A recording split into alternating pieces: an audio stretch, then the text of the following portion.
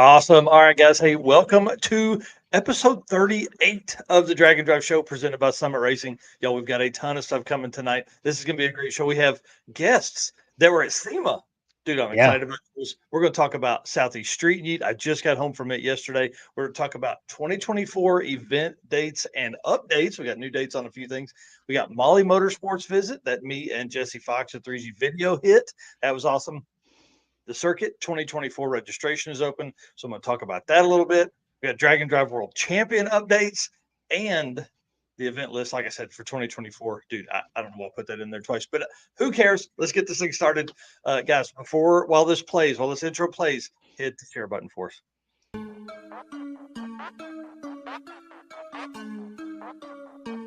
Guys, I'm here with Dave Teresi, Mr. Energy.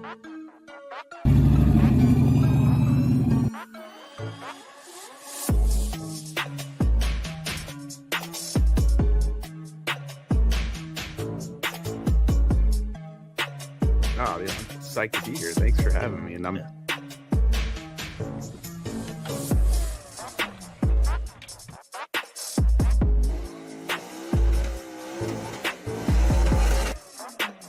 we're looking this. We're at 6 something.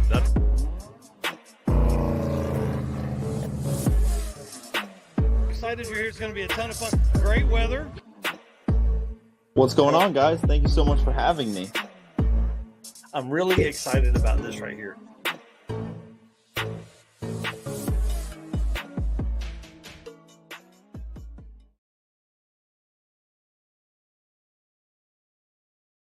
Dude, going back through that video, we've talked to a lot of really cool people, man, and I'm telling you, this year has changed our lives for sure. Well, guys, if you don't know, my name's Mike Narks. I am the host of the Drag and Drive Show that you are watching right now. I'm also the host of the Drag and Drive News, which happens Saturday mornings at 10 a.m. Eastern. I'm a Drag and Drive statistician, promoter, and announcer at some of the events. Eric, tell them who you are. You're over here this time. And introduce yourself. Tell them what you got going on, dude. I am Eric White, co-host of both the Drag and Drive News and Drag and Drive Show. Spend most of my time helping out with everything Drag and Drive addiction. But when I'm not helping out here, I am running my other channel, which is 815 LSX Swaps. Yeah, dude, you've been killing it, man. I want to say thank you so much for editing all of the pictures that I was sending you from Southeast Street-N-Yeet. We're going to go over a few of those here in just a little bit. But guys, let's start the show. I want to say thank you so much for being our race car friend. Listen, I was a little bit sad this time at Southeast Street-N-Yeet because I didn't have as many race car friend videos to post up. So you guys will see one come out, but it's only about 10 cars. So that's the way it works. Guys, we can't do it without you. Your likes, shares, comments, that really helps support us. And I'll tell you what, I mean, it helps keep me going when it's like 1 a.m. and I'm trying to edit stuff. So I'm excited about Jay Blanchard being at the circuit. And guys, I can't say thank you to you guys without thanking our sponsors, Summit Racing, Molly Motorsports, Howard's Cam, Sweet Patina, and Racing Junk. Dude, we're going to talk about PRI in a minute, but we've already got some meet and greets set up with these sponsors at PRI. So it's going to be awesome. All right, I want to ask you guys one more time. Hit the share button as you come in. Let's get this thing kicked off. And dude, why don't you thank Summit by playing the thing, because they're still not at 200,000 subscribers on YouTube. We got to get it. Yeah. All right, let's jump into that. What's up, guys? Justin here, wrenching away on another awesome project for our YouTube channel. You know, we've done some really cool stuff over the years, like our Baja Bronco build, or our Project 1000 6-liter LS build. Or how about this one, our 57 Chevy Barn Find rebuild with Robbie Layton Nation. We don't want you to miss out on any of the fun on our YouTube channel or at home. That's why we're giving away 3 $200 Summit Racing gift cards you can spend on your very own project. All you have to do is subscribe to our channel and comment on this video. Once we get to 200,000 subscribers, we'll announce our giveaway winners. Help us get there faster by sharing this post with your friends and spreading the word. In addition to project builds, our YouTube channel delivers helpful tech how-tos, celebrity interviews, event coverage, road trip fun, and so much more. All the more reasons to subscribe, comment, and share now to enter into our 200 for 200,000 YouTube giveaway. You won't want to miss out on any of our stellar content. focused in on this beautiful. Y'all, Justin's going to be on here tonight. Dude, I'm excited. The word of the night is excited. That's our drinking game for this evening.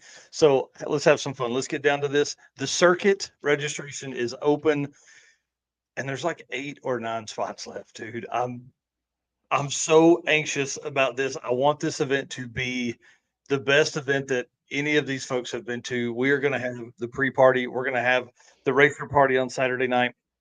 It's going to be nuts. April 19th through 21st. Mocan to Ozark. So Mocan Dragway is in Joplin. Ozark Raceway Park's in Springfield. So we are going to drive Route 66 the other direction and go to Ozark, obviously to Springfield, Missouri, the birthplace of Route 66. So pre-party, like I said, this is the best fried chicken restaurant you've ever eaten at. This may make you go home and slap your mama. I'm telling you. 3 days of racing, 300 street miles, 150 cars. This is going to be crazy. Do you have the link pulled up there, Eric? Maybe you can drop it in the. Already in the chat. Dude, thank you so much. Again, 8 or 9 spots left. I'll check it towards the end of the show. And Jay Blanchard here talking about he heard the shirts are going to be pretty nice because our rule is we are going to put the fastest 8th mile car and the fastest quarter mile car on the next year's shirt. So Brian Acton's gray 70 Nova is going to be on there, and Kyle Beaumont's Trans Am is going to be on the shirts this year. I'm pumped about this. It's going to be so cool. It's going to be a good looking shirt for sure. So if you guys haven't done it, the circuitdnd.com for the registration, or you can hit that right in the chat box there as well. All right, dude.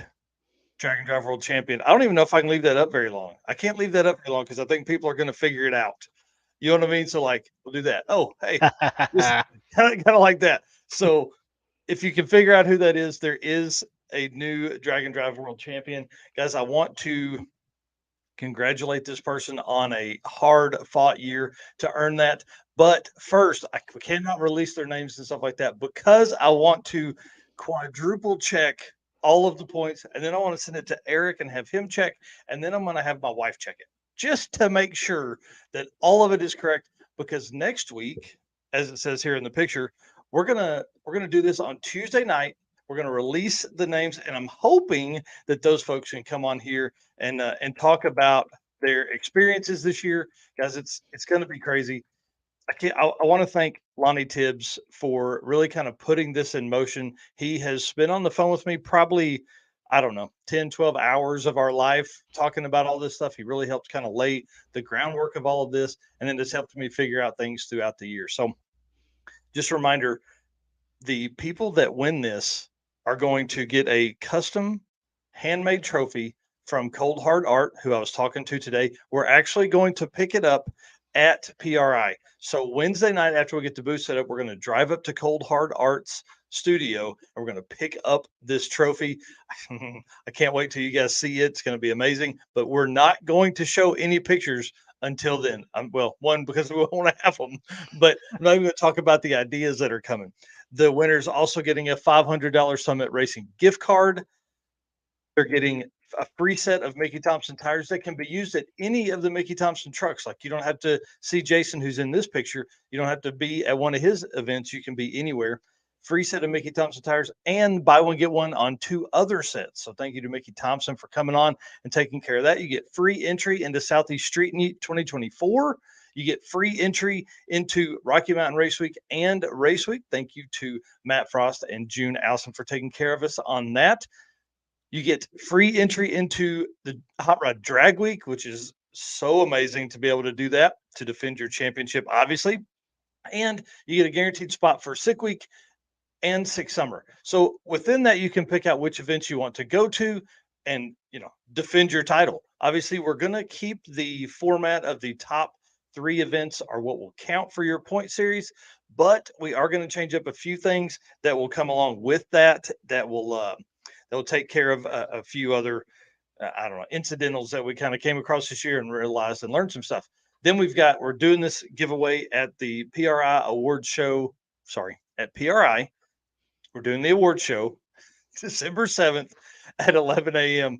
in, it's called ICC, Indianapolis Convention Center, room 209. So we're going to be in there at 11 a.m. till about 12, something like that. And then we are going to parade around the Drag and Drive World Champion and their co-pilot to all of our sponsors and probably more. They'll be tired of walking around with us by the time we get to that. So I'm excited to do that. Again, obviously having all of that is such a huge deal. But guys, I forgot, I added 2 other lines here. They get custom decal that we're going to do up for their car and trailers.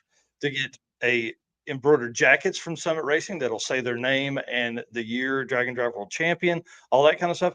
And a torque wrench and case I've got right over here from Precise Built Tools, which has like a 25 to 250 pound capacity. So pretty cool torque wrench that you can throw in the trailer and just leave there all the time. You don't have to worry about it being in your thing. But we're not only awarding the world champion at this award show, we are awarding like 20 other trophies that our friend Travis Wise at Revved Up Laser Works has been working on. It, dude, they look so awesome. So Yes, they do. we may release the pictures of those like the week before PRI or something like that. So I see a lot of folks here making comments that they're going to be at PRI this year, and we cannot wait to see everybody. Booth 4746 in the Yellow Hall. Please make it a point to come by and say hi and take pictures and come by and get your stickers. We've got 100-ish that we're going to give out of these every day that are PRI specific. These will not be available anywhere else. When we leave the show, if you didn't get one, we're throwing them in the recycling baler. Never be available again anywhere. I don't think we'll need to do that. I think they'll all go. Yeah, for sure. Well, tell them about what you got there. This is an embroidered key tag. Comes with a key ring and everything. Dragon Drive Addiction on the front. Hashtag upside down. Race car friends on the back. These are going to be available at PRI as well. And then we will put them up on probably the website or some online store after the event. Yep. Yeah, I'm excited about that, dude. PRI is going to change everything for us. PRI changed everything for us last year, and it's going to change it for us again this year. I'm excited to be a part of that. Well, let's get on with the show, man, because we got guests and we got a lot of stuff to cover between now and then. What's up next, man? Good question. I think it is Found on Racing Junk is up next. So as you guys know, Found on Racing Junk is our official buy, sell, trade dealer. So we don't do a Facebook page or anything like that. Everything you want to find is on Racing Junk. So this week, we've got a few cars, as always. The first one here, 87 Camaro, 12.5. This clean title, Racecraft Engineering front and suspension, K-member, control arms, camber plate, strange brakes on all 4 corners, coilovers. You can see there's a lot of good stuff on here. Aftermarket motors, a 385 cubic inch small block Chevy. So very, very good looking car. I'm a fan of these old third gens too. Yeah. You and everyone else. Here's what's funny. I think we're going through a phase now to where like I saw some C4 Corvettes posted from SEMA. I mean, I think we finally hit the 35 to 40-year-old car mark to where cars of that vintage are cool because guys like us have a little bit of disposable income and we always want something that we didn't have in high school. Yeah. Yep. Only thing that make this better is a good looking LS in there, maybe a couple twin turbos. Yeah, that's exactly right. Well, looks like a good base for sure. Yep. So this one was in Texas. Our second one is a 77 Pro Street Nova. So you can see it's got plates on it. So it is plated. I do have a thing for Novas, all body styles.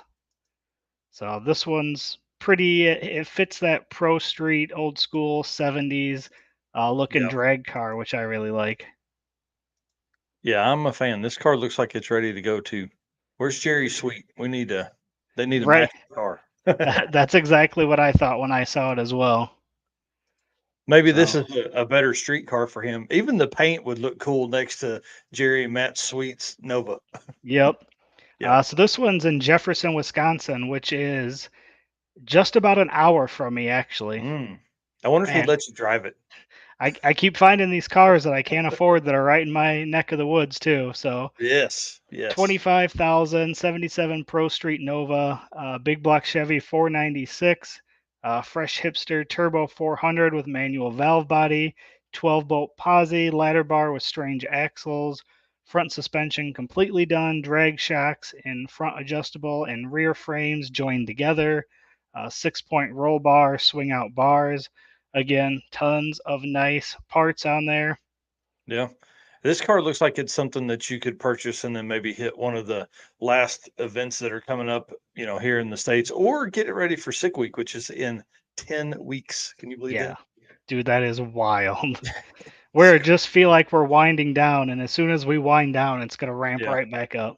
Yep.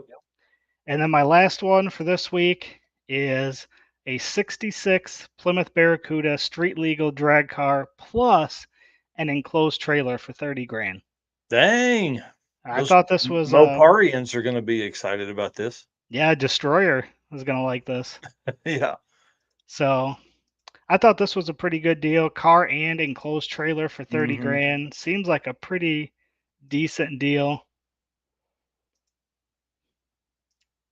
So definitely another cool find here. Yep. And where is that one at? This one is in Oregon. Oh, well, at least it's close. Yeah. How And cool. again, decent looking trailer. Let's see here, 700 horsepower, small block 428, Ritter block, Edelbrock Victor heads and intake, roller cam, 4-inch crank, 13-to-1 compression, Jessel rocker arms, Jessel belt drive. Engine was built by Hutch's Performance in Portland, Oregon. Hmm. You can scroll through here. There's a ton of information on this. It's a 2017 enclosed trailer, toolbox tools, ready for the race season. Wow, dude, that's crazy. Yeah, so I thought this was a pretty dang good deal for that. Yeah, for sure. Yeah, that's wild. And again, guys, that's on you can find these right on Racing Junk Classified, racingjunk.com. Yep, 100%. Destroyer, I need to drop Yeah. my dart on there. Yeah, you need to drop your dart on the street, bud. Yeah, right.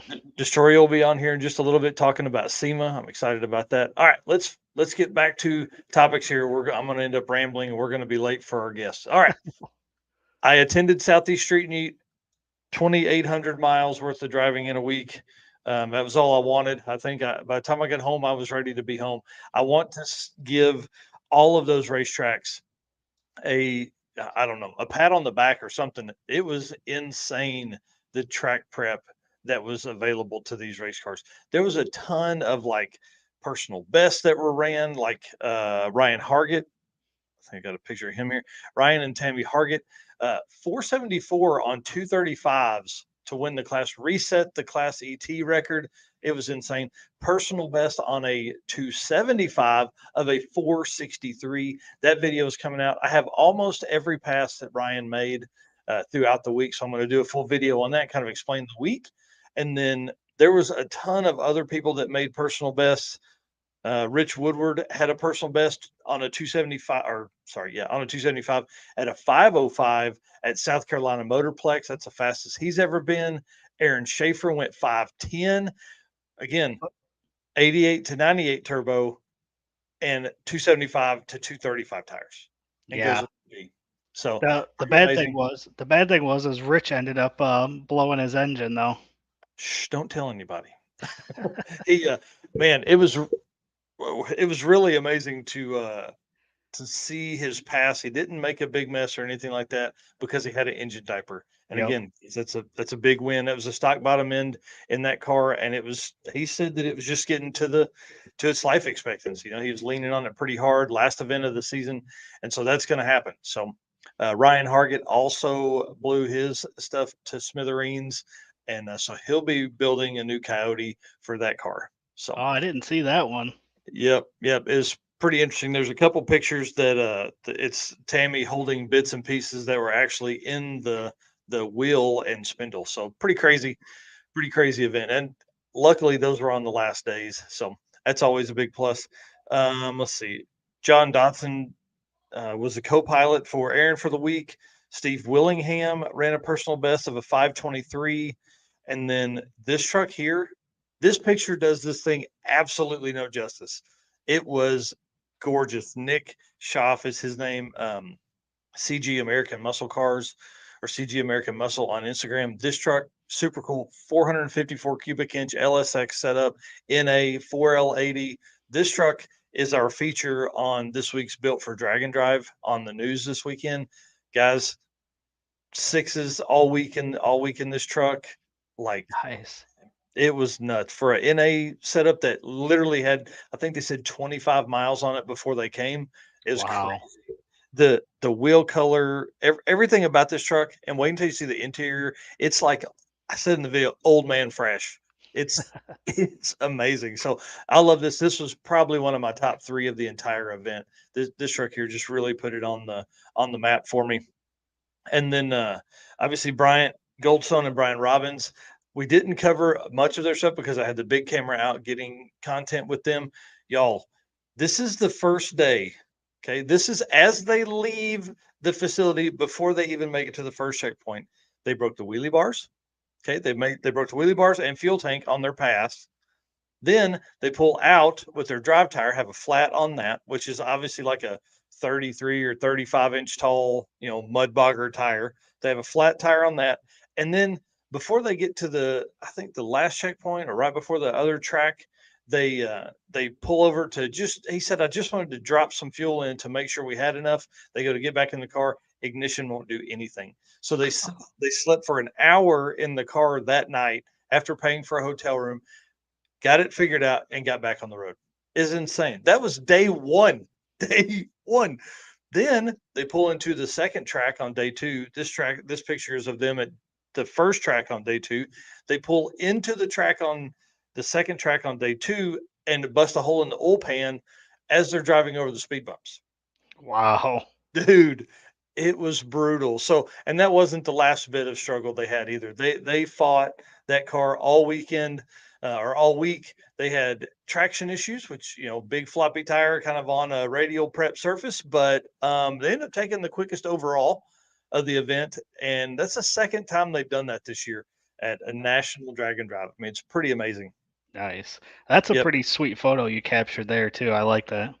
Yeah, thanks, man. I've really been trying to stretch my boundaries a little bit. I do want to say Eric edits the photos and makes them look good. I just send them over to him, and I'll tell you, what do you think you use of the photos I sent? 30%. The rest of them are marginal at best. And that's what No. happens when you're shooting with your phone, man. I mean, that's really the way it goes. I'll say this: I will have the full data for the event later this week. Laura and Devin are working through all of that and sorting it in the way we need to put everything in, because what they would do, this is really pretty cool. And it goes into this first bit of class winners that we're going to talk about. They don't give out daily results. So you don't know where you're at unless you've been watching other racers, unless you've been watching people post. So it really is kind of a neat thought process, because then no one knows where they stand.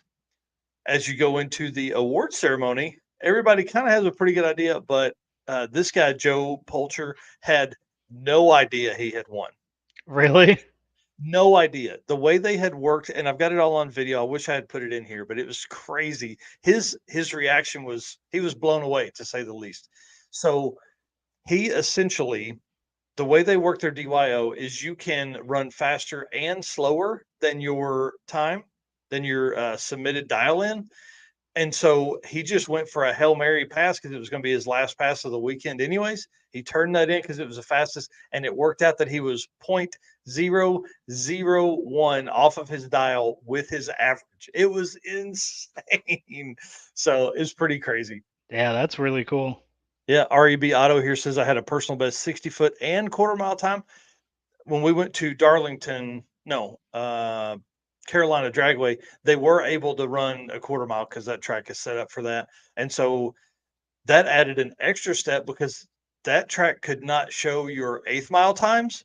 So no one knew what anyone ran at Carolina Dragway, which is really kind of cool. They ended up making that track they weren't able to turn the time slips in or account those time slips because of stupid rain. And there was like 20 something cars that had not had the opportunity to make a pass. So that could have really changed up people's strategy. I mean, you really don't know. I kind of like the way that worked. So Joe Poulter won, and wait till you see the video come out. I may just do a standalone video on that. Leave that comment up real quick because we'll talk about it in just a second. Daily driver winner was Steve Miller. This car just went rounds, man. It was great to watch. It sounded good, and it was fast. I think they ended up with like 6:30s or something like that as an average for the week. It's nuts. And they had 3 people in that car most of the time, I think. And then our friend Taylor Hedrick, Mr. Stick Shift, won the stick shift class. So congratulations to him. Ran several personal bests, just kept chopping away at it. I think one of them was like even a 5:30 or 5C. I think it's 5:35. We were at South Carolina Motorplex. It was insane. That car was working, and obviously those guys know what they're doing at this point. And it's one of the first events that he's finished, so it was great to see him do that and earn that win and do that. So, and Ryan and Tammy Hargett, right here, he says it's all Narc's fault. Yes, I will take full blame for him winning the tiny tire class. He come out completely untested on 235s and laid the smackdown. Like I said earlier, 470s on a 235 tire on the last day. Crazy. But he laid it like a 484 on his second pass down the track on 235s. So it was pretty wild. If he had not double entered, I really think he probably could have ran some 60s on those tires. But because he double entered, they would change from the street setup. They would put 235s on. They would go out. They would make their 2 passes on 235s. That means Tammy is packing the chute, both passes. They would come back to the pits, change to 275 tires, and go out and make their unlimited passes. So that's 2 passes. So a minimum of 4 passes each day that they had to make. Then switch back over to the street and go back, street setup, and go back out and drive to the next track. I mean, it's crazy. It's really inspiring to watch. It was really cool. That had to have been rough on him because he's pretty used to the one and dones there. So yeah, that's pretty much what he did at Drag Week, and he did not do that this time. I think they made at least 4 or 5 pass. I know they made at least 4, but at least 5 or 6 passes each day at each track. And so, with having the same day, he said it was like running 2 cars, but worse. and I would assume he had different tunes for each one too. I would think you'd have to. He did say on day 1 that the track could have taken more power for the 235, so he could have done that for sure. What's crazy is we just talk about all the changeover. Well, then he did that at the first track of day 2, and then again at the second track for day 2. I mean, that really stretched people's capability. I think is a great test of person and machine for sure. Yeah, I could imagine that would have been rough on day 2. Oh yeah, and then the limited. Go ahead. I was just gonna say, so he had a minimum of 8 passes on day 2. Then. Yeah. 2 for each size. Yeah. In each track. Yeah, I know he threw away at least 1 pass. Tune and suspension was different. Golly, it's insane. I know he threw away 1 pass that'll be in the video that'll come out because it was literally dry at the starting line, but about 100 feet out. We didn't know it till 2 or 3 passes in that it was just, I'm not even going to say sprinkling, but there was precipitation that was falling from the sky randomly, right? So they would get out about 150 feet and spin. So then he came back, they fixed the track and went out again after it stopped doing whatever you would call it doing. And then, so we'll have him on to talk about that. I really like the 2 tracks in one day test because there's a lot of people that didn't make it. Jim Treadle ended up winning the limited class. Y'all, this Firebird, is perfect. Yeah, Just very, amazing. very clean. Golly, it was gorgeous. And actually, just real off topic real quick, my old boss just restored one just like the same color too. How cool. Yeah. That's cool. Well, this guy and his wife were together. They had raced at an event earlier in the season. I can't remember what they said. I think it was 6 summer, but this car here just absolutely worked all week. It was amazing to watch. And she was lining him up. They were packed up and ready to go. I mean, it was clockwork for them. It was really cool to watch, but they ran with the OBS truck I showed earlier of Nick's. They ran with the, one of the nicest first gen Camaros I've ever seen. I mean, just flawless paint in that car. And then the right-hand drive 55 Bel Air, they all four kind of ran together. Man, you talk about, I can't imagine what that was like to see on the road together, those four cars. Ooh, it was a good time. It was a great way to end the season for sure. That was so cool. And then of course the unlimited winner, Mr. Bryant Goldstone, laid down a 435 on day 2 after basically day 1 having to make a lot of passes because the bump box wasn't working initially. So they did two bumps in, messed that up, backed out, went back up to the pits for some, I don't even know what they worked on. Then they came back. We're having some traction issues day 2 for the first bit, obviously because of all the changes that were going through from the night before with the ignition and things like that. They showed up late and then had to make the passes and were struggling. So that took them to longer time. And, I mean, it was crazy to think how much stuff they struggled with and still made it through the week. It's Wow. pretty amazing. Yep. So I can't wait. This is definitely an event we're putting on the list for 2024. I want to say it was probably a top 3 event for me in 2023. It was fun. Everybody had a great time. Everybody was, I don't know. I mean, I don't even know how to word it, how much fun we had. And then you and I and Casey from Patina Pit Stop were messaging earlier today, and he's talking about maybe you coming on and being his co-pilot for the 2024 event, which I think would be kind of cool.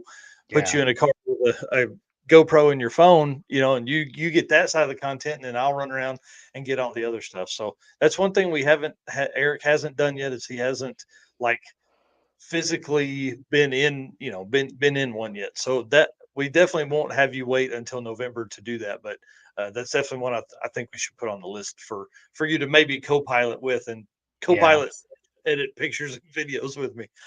Yeah, and had I had the vacation left, I would have definitely came out because had nothing going on this week, but just ran out of vacation because I mean, what, 4 or 5 events this year took up a lot of my vacation time. So Yeah, and I mean that's the way it goes, and it's only going to get worse. and was it day 3 that got rained out?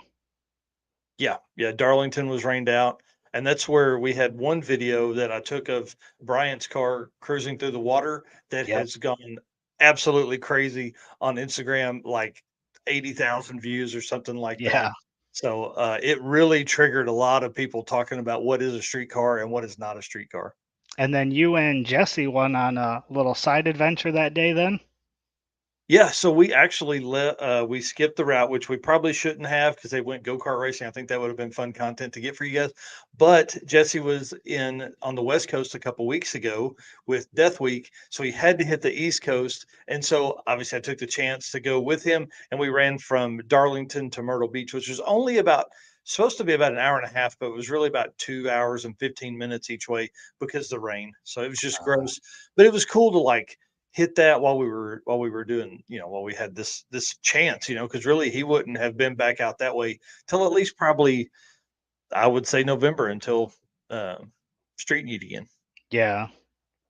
So it was cool. Very It was cool cool. to do that. And next time we'll go-kart racing. Maybe at PRI. Oh, we're definitely going go-kart racing at PRI. I'm going to run somebody over. Tell you 100% right now.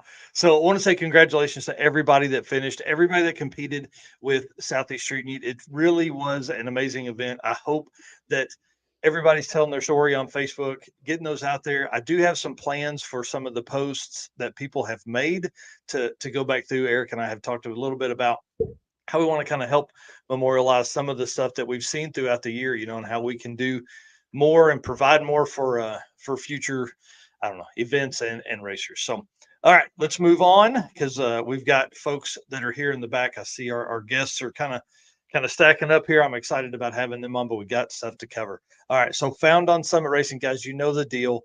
They are the official retailer of Drag and Drive Addiction apparel. You can see here they've got hats, they've got hoodies, they've got t-shirts, and they've got custom apparel that they design and print.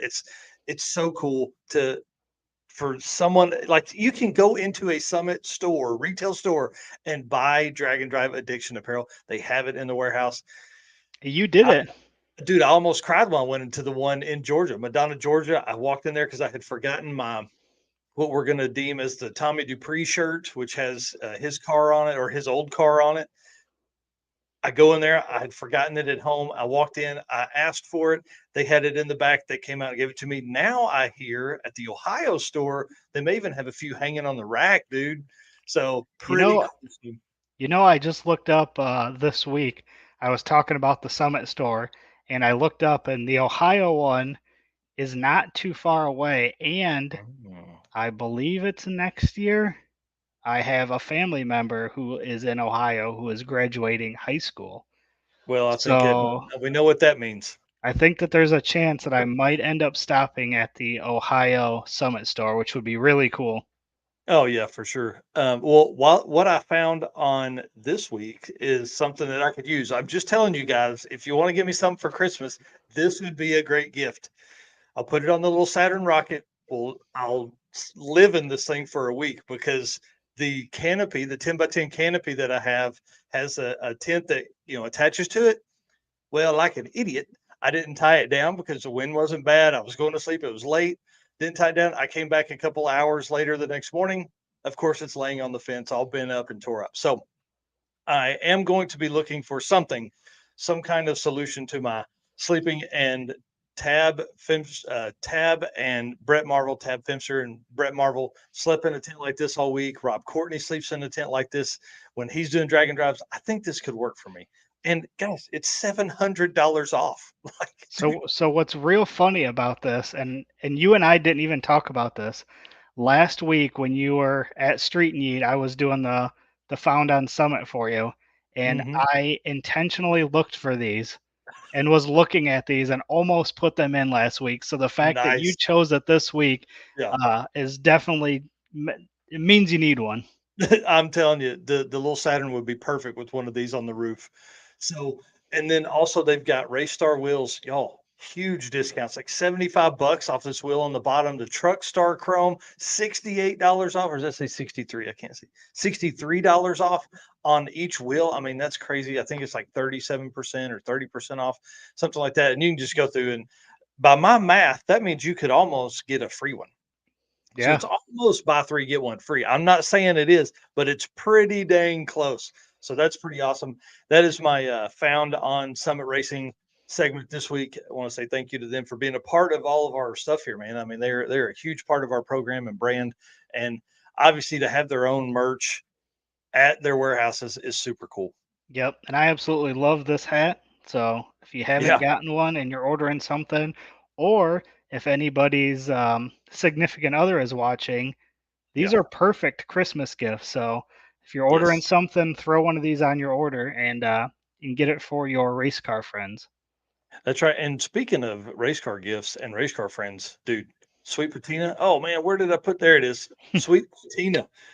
Y'all, they have a discount code DND57 that you can use on the sweetpatina.com site, but they also carry all of their chemical products with Summit Racing, so you can throw that in the mix. So, dude, it's a one-stop shop. You hit summitracing.com for your Drag and Drive Addiction merch for your favorite race car person, and then you grab some stuff that you can clean the car with. You can see they've got shirts, they've got roof mounts, they've got all kinds of cool stuff that they offer there. And the reason they are a part of our program is because they believe cars should be driven. That's why they sponsor the Built for Drag and Drive segment, which again, we're going to feature Nick's truck this week. I'm so excited about putting that video together. I've already started on it. Should finish it up tomorrow and send over to Eric so he can approve it, make sure it looks good enough for you guys. But the one thing that Sweet Patinas that I use more than anything is the TKO hand cleaning wipes. I use those all the time in the shop for my hands, but then also for the tools that I dirty up when I'm working at Steven's shop too. I don't dirty any tools at my shop because I don't ever work in my own shop. I work in Steven's most of the time. Yep, I feel that. Yep. And then the event stuff here, let's talk about these things real quick. Guys, we've got 3 events left. That's it for the 2023 season. We've got King of the Open Road in Ennis, Texas, Texas Motorplex. These are good friends of ours. Jared Holt he hosts that with the Cruise in Oklahoma and now Cruising the World, essentially for a drag and drive event. They drive on Friday and then a heads up race on Saturday and Sunday. Car show, roll racing, all that kind of stuff. You've got the Central Victoria Drag and Drive, which is in Australia, and you've got the Road Trip Drag Challenge, which is in Australia. All of these events are the same weekend. Dude, Going out this with a is bang. Oh man, this is like the second or third time this year that we've had multiple events on the same weekend across the world. Yeah, It's and amazing to see the growth. yeah, and by multiple, it's not two, it's been three or more a couple Yeah. times. Yep, that's exactly right. So it's crazy to think what has happened to the drag and drop community the last few years. So we talked about that. And then I have just posted this on the website too. You can find that drag-in-drive.com and go to the news section and you can see this list of races right here. 2024, there are already 21 events on there and dates locked in for 13 of them. So we'll have more dates as Wild. they come out. I mean, it's absolutely insane, dude. It's insane. So Drop the Hammer has posted their dates. That was one that they had to skip last year because of had to skip this season because of the weather. They're in October. So they are doing their date for May 31st through June 2nd. Carl gave us the opportunity to break that news. So I'm excited about that. Again, that is a weekend event. It is going to be at US 131. Start and finish, and there's a second track in the middle, but I don't remember it. I'm sorry, Carl. I didn't put the second track in here. So if he's in here, maybe he can drop the second track, or maybe if Jay, I know he is part of it with JWire Solutions, they can put that in there as well. So that's cool. That's one event that we have dates for. And then Miles of Mayhem is July 21st through 26th. And then SICK 66 event, the Tom Bailey deal, Missouri to New Mexico, October 11th through 18th. I hope that October or Missouri to New Mexico means they're going to make a stop at Mocan Dragway. I think that would just be primo stuff because Mocan has always taken such great care of us. I mean, I've hosted events there for 11 years, so And they're an amazing place. what's wild about that one is it's a one-way trip. So you Yeah. start in Missouri, you end in New Mexico, and then it's not a loop like the typical drag and drive Yep. is. So I think that one's going to be pretty fun. It's definitely on my list of events that I would like to attend this year because I think that'll be fun. Yes, certainly. Well, let's plan on it. Let's get your list put together. I'm going to hit as many as I absolutely can. Plus, I have signed up for several of the Midwest Drag Race Series events. That's also sponsored by Summit Racing. So I signed up for 5 or 6 of those events of their 8 series next year. They're saying Mid-Michigan Motorplex is day 2 for Drop the Hammer. Cool. So thank you guys very much. Appreciate that. And then again, guys, we can't do this without you. We've got a lot of folks on here tonight. I want to say thank you for hanging out with us. Thank you for being our race car friend. Hit the share button, if you will, please, as we bring in our guests here in just a few minutes. We've got another few things to cover. But guys, we can't do it without you guys. We can't do it without our sponsors, Summit Racing, Molly Motorsports, Howard's Cams, Sweet Patina, and Racing Junk Classifieds. It's amazing to think that they are so, it takes such a team to put all this together, and it really does. So Yeah. all right. And then I stopped at Molly Motorsports in North Carolina. I was literally driving right by there. I'd messaged Eric Grillo a couple days before and asked, "Hey man, can you give me a tour?" And he did, dude. He rolled out the red carpet for me and Jesse Fox. You can see in the right side picture there as you're watching this. That's a piston to some some Caterpillar diesel engine that Molly was working on. He said a lot of years ago. And then in the left side picture here, you've got Herbert, the Molly Motorsports mascot. And then so I have a video coming that's Herbert and his trip from North Carolina back to Arkansas and all the state signs being on the dash of the little Saturn rocket. So it's pretty fun. I can't say thank you enough to Eric. And guys, this is a full-size trash can, full pistons. It create like a big trash can, like a 55-gallon trash can in the back. And they had 2 of them. And you can't really see it, but there's boxes that are stacked next to it that are also full of pistons destined for trophies.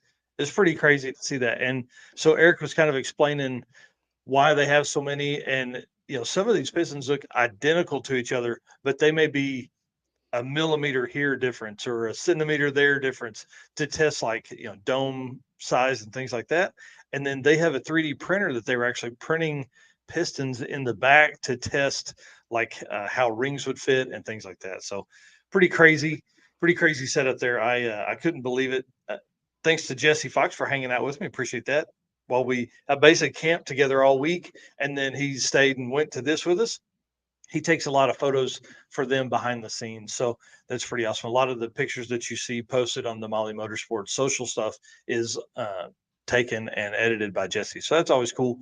And then they had one other story, I promise. They had a big block Chevrolet engine with 4 different styles of pistons in it. So they were all the same dome, but they all had different thicknesses in different areas or different skirt shapes. And not like skirt bottom shapes, but skirt like the roundness of the skirt and how it will rock within the cylinder. Of course, Eric is talking about that, and he's so far over my head. I was just staring at him starry-eyed. So it was pretty, but they were putting it together to get it on the engine dyno. So that's very cool. Yep. Well, before we bring on our folks, guys, we want to play the Molly Motorsports ad and just say again, thanks to them for being a part of it. Molly Motorsports is Well, Molly Motorsports is the official piston of DragonDrive.com. Molly's Power Pack piston is the perfect candidate for your drag and drive car. Molly Motorsports competes in drag and drive events and supports our community. Project manager Eric Grillo raced a 10-second stick shift Nova at Hot Rod Drag Week 2022. He's also competed in Rocky Mountain Race Week last year with his C10 truck. Visit mollymotorsports.com for the most recent line of products. Awesome. All right. Well, again, thank you to that. And then you guys are going to hear that buttery voice here in just a minute because Eric's going to be on here. But before we do that, I want to talk about we're gonna basically cover SEMA, and these guys both attended. And Justin worked the Summit booth and does all kinds of stuff with them. And then Eric actually hosted his own booth for his Destroyer 1320 theft deterrent systems, which is really cool. So we're going to talk about their favorite cars. We're going to talk about maybe their favorite booths, and then who all had Bluetooth drive shafts and what all fun stories we have from there. Let's start with kind of we'll bring in Eric first here in just a second, but I want to embarrass him before we do that. So Eric Bingston owns Destroyer 1320 theft deterrent systems. Guys, he has been a longtime friend and immensely helpful in building our YouTube channels over the years. And he's just been a great sounding board for ideas as we've come along. Him and I met at Race Week 2020 and have been longtime friends since then. But even before that, he was helping me build Narcoleptic. And now obviously he's helping. He's a big part of the Drag and Drive Addiction, idea pool of people that we hit. He provides solutions for Dodge owners and Mopar owners that basically helps them keep their cars safe. We're going to have him explain what all his stuff does, but I know that his device has saved many a Hellcat and other Mopars from being stolen. Guys, you just go to his Instagram and you'll see it. It's like the Destroyer 1320 on his Instagram. There are videos all the time that people send to him that show what he does and what his product does to help keep from things getting stolen. And then Justin Wiedemann is the face of Summit Racing. Guys, any videos, you saw him earlier on this show, you saw him in the commercials. He does a lot of the stuff on All Cylinders podcast. He does a lot of their live stream interviews with guests, but anytime you see stuff, it's him. He's always smiling. He's always having a good time. So enough of my chatter about these guys. I want to say thank you to them for coming on before I even bring them on. And so let's do that. Let's get them on here and discuss kind of how SEMA went and what they saw, what they wanted to see more of. Gentlemen, how are you this evening? Good. Yeah. Nice to see your smiling faces. Cheers. Right? Yeah. Cheers. That's exactly right. Yeah. Yeah. Cheers, everyone. Yeah. Oh, it doesn't come through. It's green. That's awesome. Well, the easiest way to kind of set this up is the rotation of the way things will work is we'll ask questions, and then it's probably easier for Eric to answer and then move to Justin. That way we're not all trying to kind of step on each other.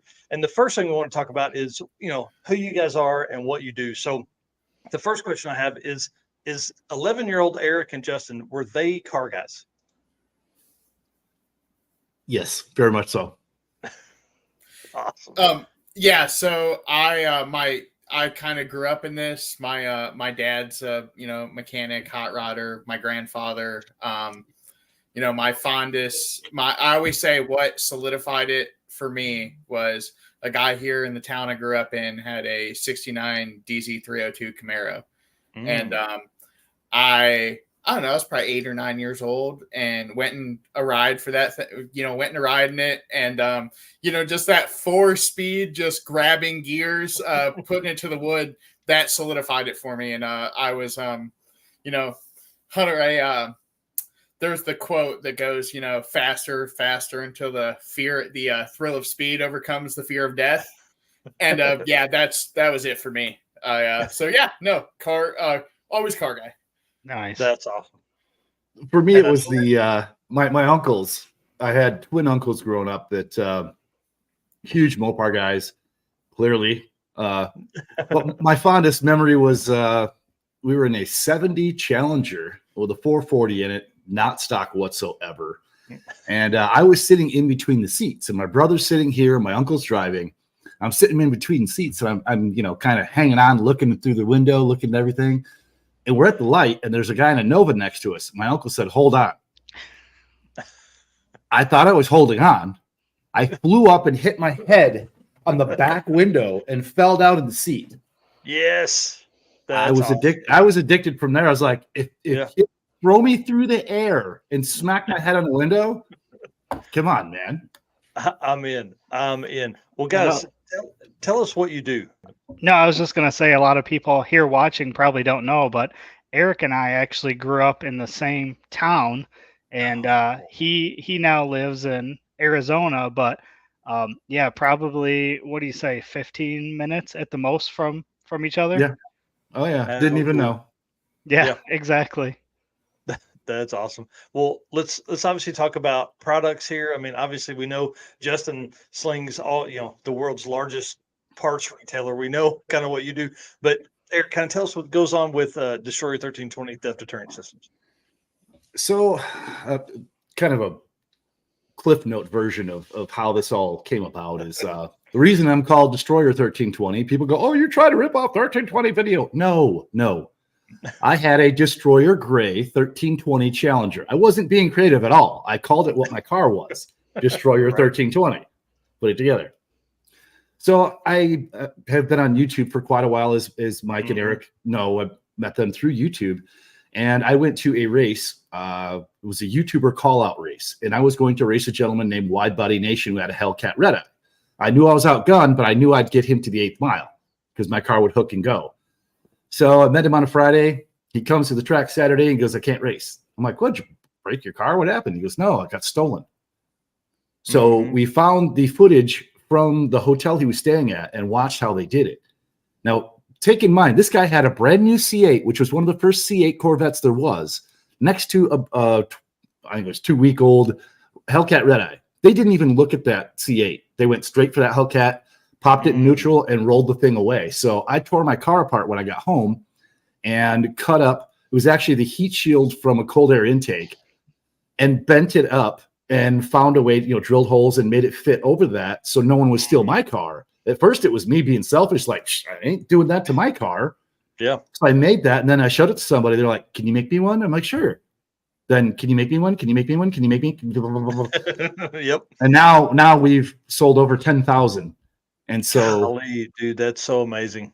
Since 2020, but we continue to grow. Yes, we did SEMA, but that's kind of my backstory, is that we protect Mopars from the dumbest way possible, which is they have a stupid little strap, and they pull up on the strap. It puts the car in neutral. The cars with the key fobs, 90% of the vehicles made with key fobs, fun fact, the steering wheel does not lock. So if they get your car in neutral, they can push it anywhere they want to go. Wow. Oh, man, that's scary.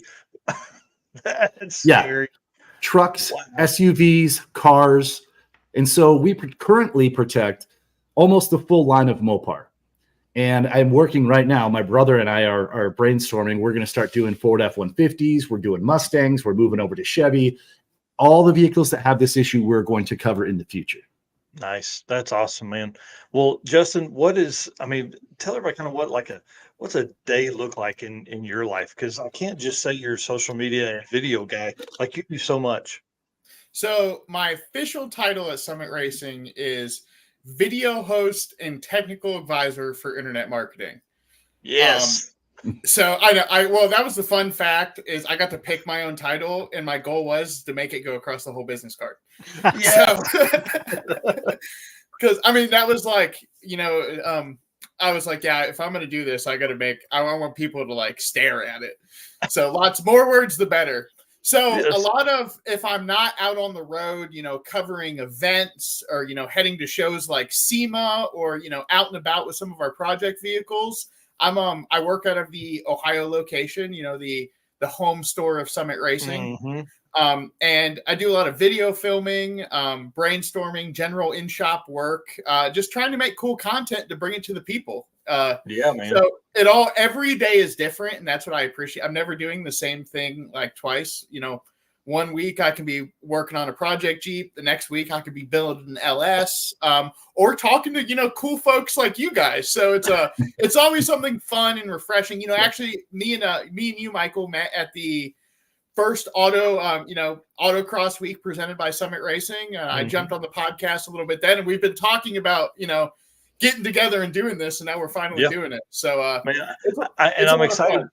Yeah, I'm excited to have you on because you have a different approach. Like we're going to talk about how many times you have been to SEMA, and then like maybe how many times Destroyer's been. I know he's never had a booth, so we're going to talk through some of that. So I think it's going to be a great mix of folks here, guys. I just want to say, please hit the share button.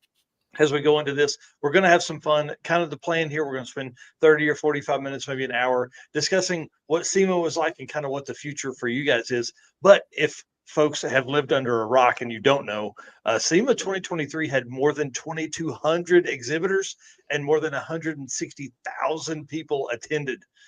It was crazy looking out there. Now, I didn't go. I've never been to SEMA, so that's another reason I'm leaning on you guys because I want to be sold. And why do I need to go? And what do we need to tell? So, kind of walk us through, Eric. You first. What your typical day was like while you were at the show? Typical day was try to get to bed. You're in Vegas, okay? Yeah. So there's everything that doesn't make you want to go to bed.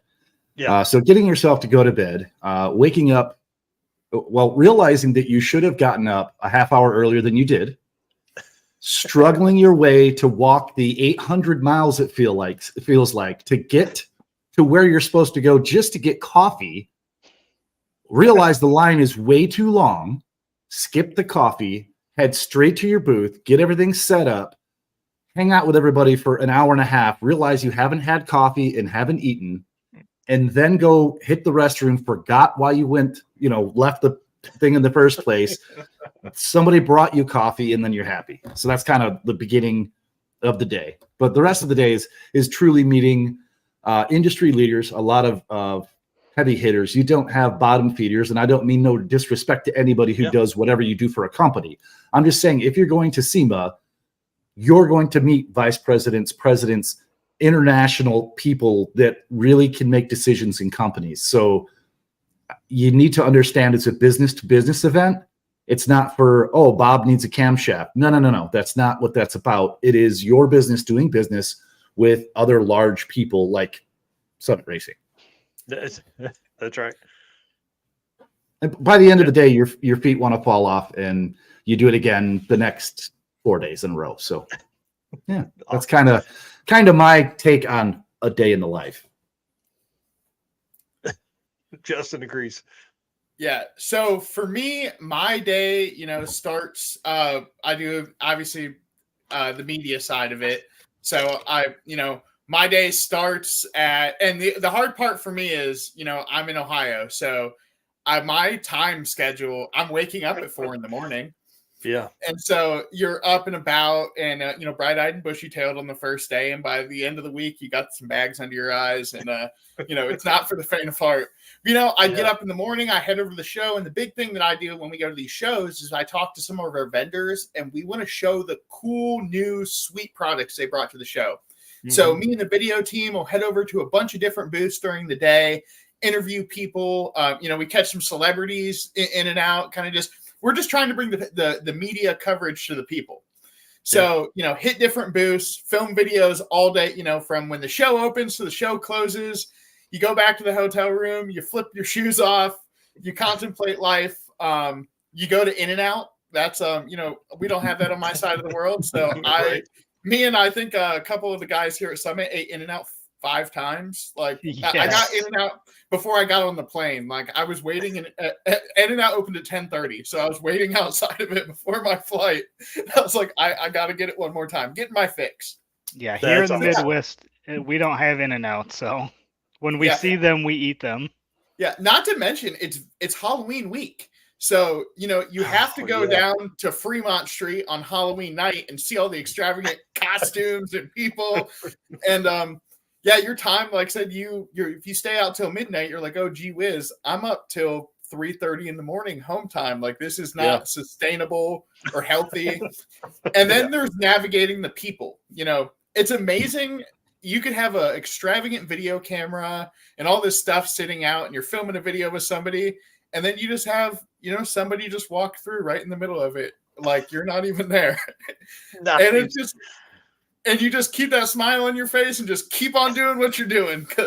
But yeah, you see so many crazy people. It's, Michael, we got to get you out there. It's, you too, Eric.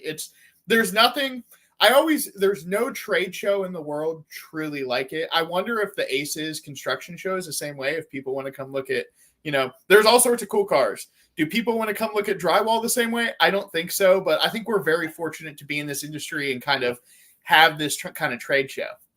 Oh yeah, that's for sure. And like PRI is more racer centered, and SEMA has a little bit of everything. I mean, we were talking about rooftop tents a minute ago. You're probably not going to see rooftop tents at PRI. Unless it's on top of some like drag and drive car with a big, big nitrous big block in it. I don't think so. That's exactly right. And with SEMA, I think they do a lot of outdoor stuff because obviously the weather there is going to be a lot better to where PRI, it's Indy, it's December, it's cold. You don't have that outdoor stuff going on as well. Yeah. Well, and that's a crazy aspect in how the show's changed since they built the West Hall. Like kind of it was before the giant West Hall and before they had this, expanded the convention center more, a lot of vendors were outside and you had to do your, kind of pay your dues and be a tent outside for a couple years and then move inside the show. Now I don't know how many, I said this last week, I don't know how many millions of square feet they have under roof there at the Vegas Convention Center, but it's all of them. Like it's ridiculous. It's more feet than you can walk the entire time you're there. Yeah, wow. I did 120,000 steps in 4-ish days. And wow. Yep. Yeah, I'll give you guys my number one SEMA tip later, and it's feet related. Yes. Yeah. Perfect. I'm sure that will run right over into our PRI prep as well, Right. Going back to what you were talking about with the media too, I ran into that at PRI last year. You can be, like you said, making a video or taking a picture and people just don't care.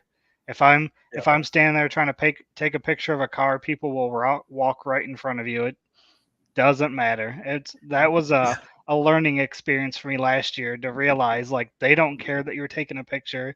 They don't care that you're recording a video. You're in their way, and that's it. Yeah. The beautiful thing is it was Halloween. So the people walking by aren't just normal people.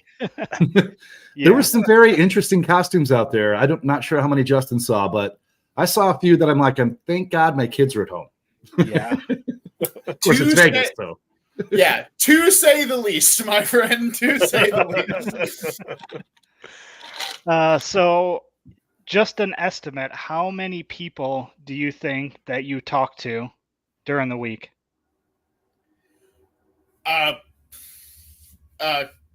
More hundreds. Yeah. I mean, vendor wise, I did a whole 4 days worth of vendor videos from, show open to show close. And then a whole bunch of inserted in between. But just like the coolest part, I guess, for me, and it's very humbling, is people that come up to me and watch my content and know who I am. Yes. It makes me it puts a big old smile on my face every time. Like, I got to pinch myself sometimes. I do the let the air pressure out and I make the air pressure noise because it's just cool. Like you're just like, oh yeah, I'm just making these videos and nobody's watching them. No, people watch them. They come up to you. They, they kind of hype you up a bit, and it makes all the bad days worth it. And there you go. Yep, absolutely. It's so humbling. Like I don't know. I feel very, very good after every conversation. And like I said, I just like to talk back to people. I'm a talker. Mm-hmm. I like using words. So it's very joyous for me. What about you, Eric? So we had a corner booth, and we were next to Rockford, Fosgate, Uniden, the big. Man. There's some very large folks around us, and we averaged. Well, let's see. I went there with 1,000 business cards. I have like 15 left, and we sparingly I told everybody in the booth. I said, okay, only give out business cards to people who aren't just tire kickers.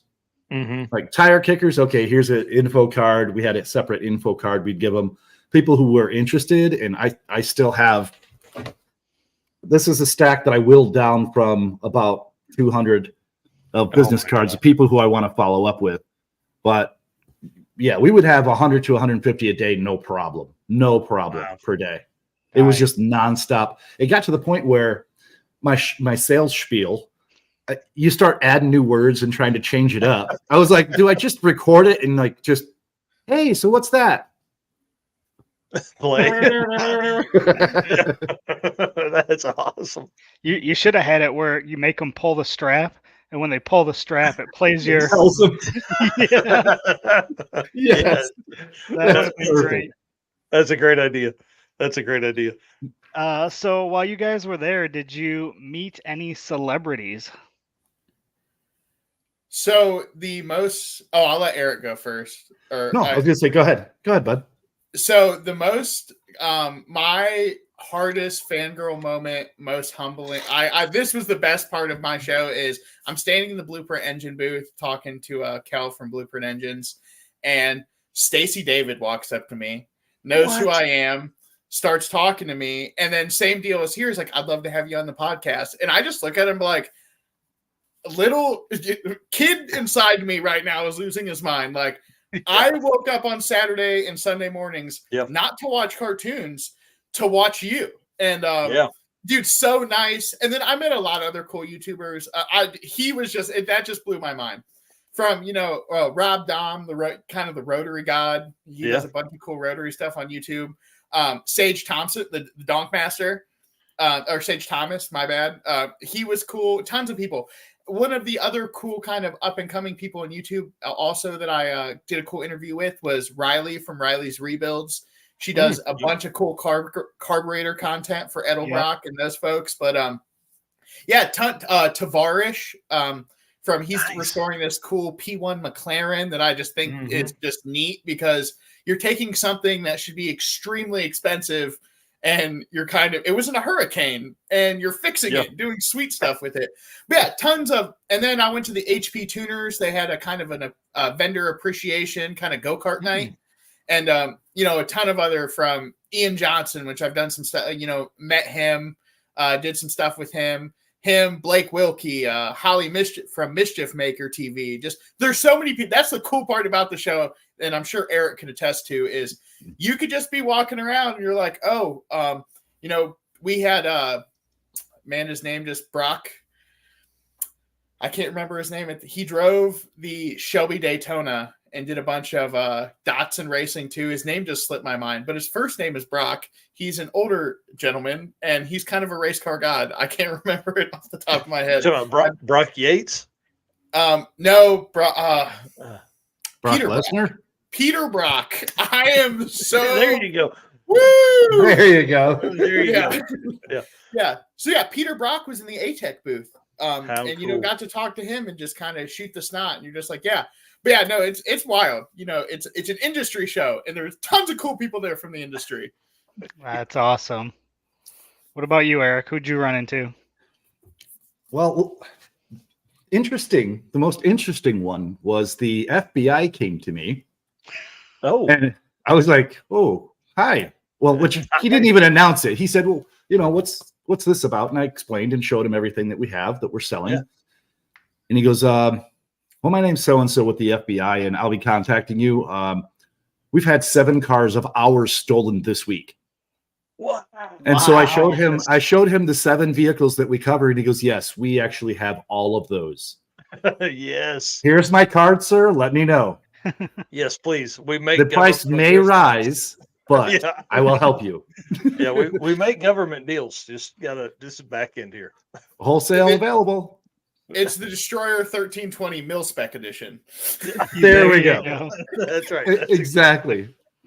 But Well, no, then I got contacted on LinkedIn by a young lady. Said, "Hey, I'm with Buddy Hole Racing. I wanted to come by and say hi." I'm like, "Yeah, okay, cool." I thought, okay, maybe a sponsorship deal or something, like me sponsoring his drag car. He's got a Top Fuel NHRA car. And no, Buddy Hole himself, and that's his wife who contacted me, came up and talked to me for about a half hour, and he's taking pictures and video and sending it to all his buddies who have car stereo shops and tint shops and all these. He's like hooking me up on the spot. That's Nice. awesome. Yes, I'm definitely looking forward to do some possible partnership with that. He wants me to set up my booth by his trailer during the NHR races out this way. What? Like, yeah. I could go on for 2.5 hours. By the way, I did meet Stacy David, and I tried to buy him a breakfast sandwich. I was in line at the little side thing at Westgate. I tried to buy him a sandwich. He wouldn't let me buy it, but great guy. Met him, shook his hand, said hi. Let's see. The guys from Rust Valley Restorers. Cool. You guys know that one? The dude with the dreads and whatever? Avery. I met him too. Oh, yeah, Avery was there. In the elevator, when we were leaving, I met Hurt from Hoonigan. Oh, cool. Nice. I said hi and drank a little coffee with Mike Finnegan and David Freiberger. Yes. Shorty, the painter for Martin Brothers, actually came up to the booth and talked to me. And it's funny because Wide Body Nation was there with me, the other YouTuber who got his car stolen, the reason I exist. And he's talking to the guy and he walks away and he's like, "Oh, that guy was nice." I go, "You don't know who that is." He's like, "What?" I said, "That's freaking Shorty, dude." What's that? What's that? I'm like, "Bro." So I start showing him. He's like, "Oh my God." I go, "Yeah, dude. He's like a legend." That's awesome. So anyway, that's just a few of the people I got to meet. That's a few of the celebrities you guys met and impacted their lives. Well, let's change it up a little bit. Let's talk about favorite cars because the list that both of you guys sent, we're going to actually pull pictures up here on the screen. This is the reason I want to go to SEMA right here. I wanted to see this. Like, dude, I wish I had snagged a picture from the internet of the guy standing next to it. It's literally shoulder height to what looks like a regular sized adult man. My favorite 10 out of 10. I was obsessed with it. I probably looked at it 6 or 7 times. Oh, cool. Well, tell us about it. What is this thing? What powers it? What's the inside like? So it's a homage to they're a Winnebago Arrow, which is, a vintage camper that we all love. We all saw growing up, but it's on a golf cart chassis. And there's so many, it's all custom made, hand built. The aluminum work was amazing on it. It has a tent on the side of it. I think that's a Dometic rollout tent, I believe, or like a rollout on like a canopy awning that you put on the side of your trailer. But it had a matching mini bike on the back. This cool custom interior. It had air horns. The kind of like the fun feature that I thought was just very, very tasteful was in the back bumper. You remember on, old campers where you'd have your like your black pipe that you'd store in your bumper and pull it out. Like it's kind of the corrugated hose. It had one of those on it, just like a mini version. Yes. Yeah. But it had cameras in the top and what looks like to be the AC unit. So you can see all the way around it. Like I said, it was just amazing on a golf cart chassis. I would want a larger version to pull my little one just so I could. It is so neat. Like you've got that on the trailer behind the big one. That would look awesome. Yeah. So me and one of my buddies were talking. I sent this to him. And I was obsessed. I was like, I would daily this to work, and I figured it out. I could take all bike paths. It would only take me about 2 hours to get to Summit in this thing, but I would just leave a little early.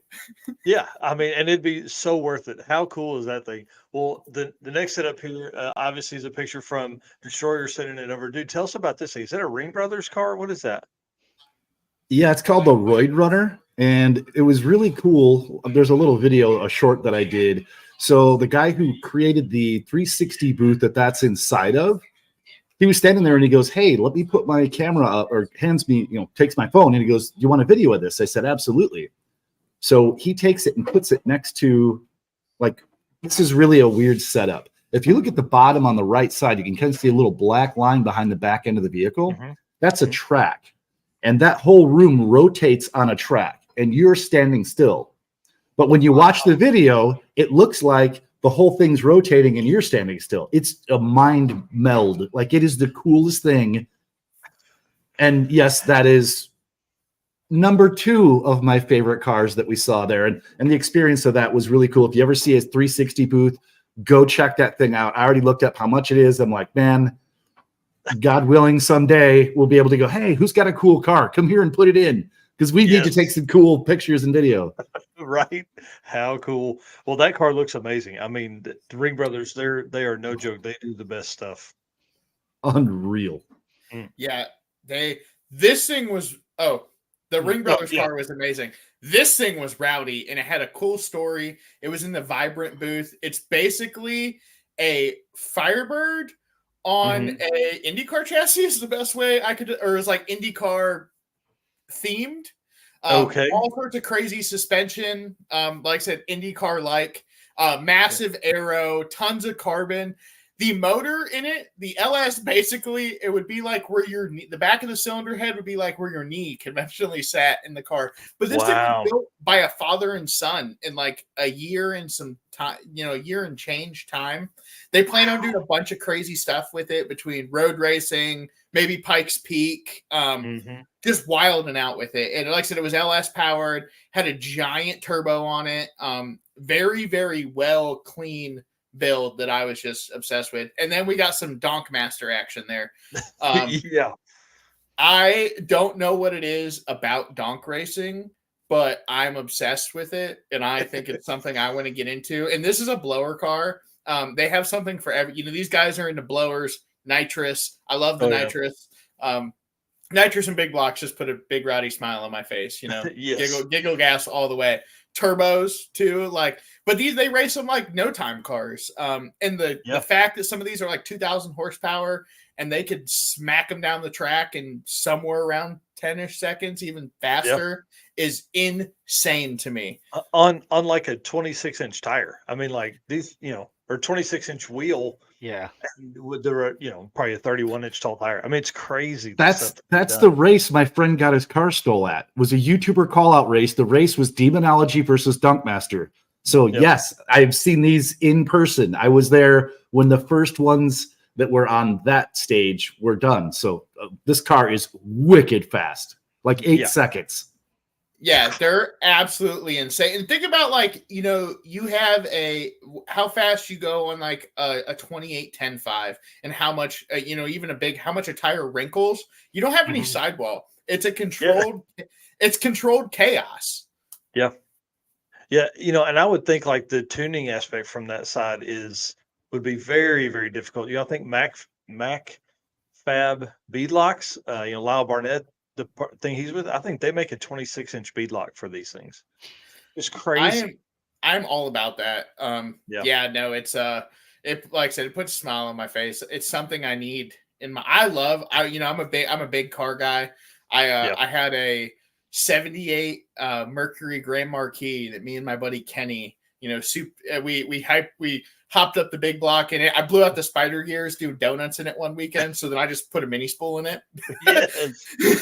But we used to take that thing to the drag strip and go make hits in it, and it was so much fun. It's drag racing a couch. We weren't going that fast, but man, it was all about smiles per miles. That's exactly right. Have we had a donk car in a drag and drive yet? There was one on. I think it was Southeast Street-N-Yeet last year, but it was just on a set of 20s or maybe 22s. Man, could you imagine seeing that rolling down? That'd be awesome. Showing up to a race. I bet you could convince a lot of those guys to come do a drag and drive. Yeah. Oh, they would. Yeah. They would. They got to get the experience, and we just got to get out to them. But I bet you they could put on their own drag and drive with as many of them as there are. Oh yeah, for sure. It's blown up just like how kind of no prep and like backtrack racing has in the same aspect. They're just doing all sorts of crazy stuff. Yep. That was awesome. That's I'm telling you, I'll build a donk at some point, like a 78 two-door Caprice, 28s, chef's kiss. Yeah. Big twins. Yeah, I love everything about this. I turbos are cool, but I think you should just huff it full of nitrous, but that's just me. Yeah. So this thing was cool. This is actually Tavares's. This is the P1 that was in the hurricane down there in Florida. He bought this thing at auction for like an obscene amount of money. And so P1s are like, there was actually a ton of P1s at the show. Like I used to, when it comes to hypercar, this isn't a supercar anymore. These are hypercars. And this was kind of the first generation of those in the 2010s era. But these things were like the fastest hybrid for a long time. And this dude basically bought it out of the hurricane, has pulled this thing entirely apart, and is slowly putting it back together. Yeah. It's not going to be a hybrid anymore. It's going to be just McLaren powered, but this car will eventually be the fastest McLaren in the world. And it's cool to see, you watch the video of the thing in the hurricane and it's completely underwater, and it made it from a car in a garage, like 800 yards down the road. Like the garage door got tore out. Dude, it's wild. Like that whole video series is so cool to follow, and just, I don't know, I'll never be able to afford something like this, but it's cool to watch somebody fix one.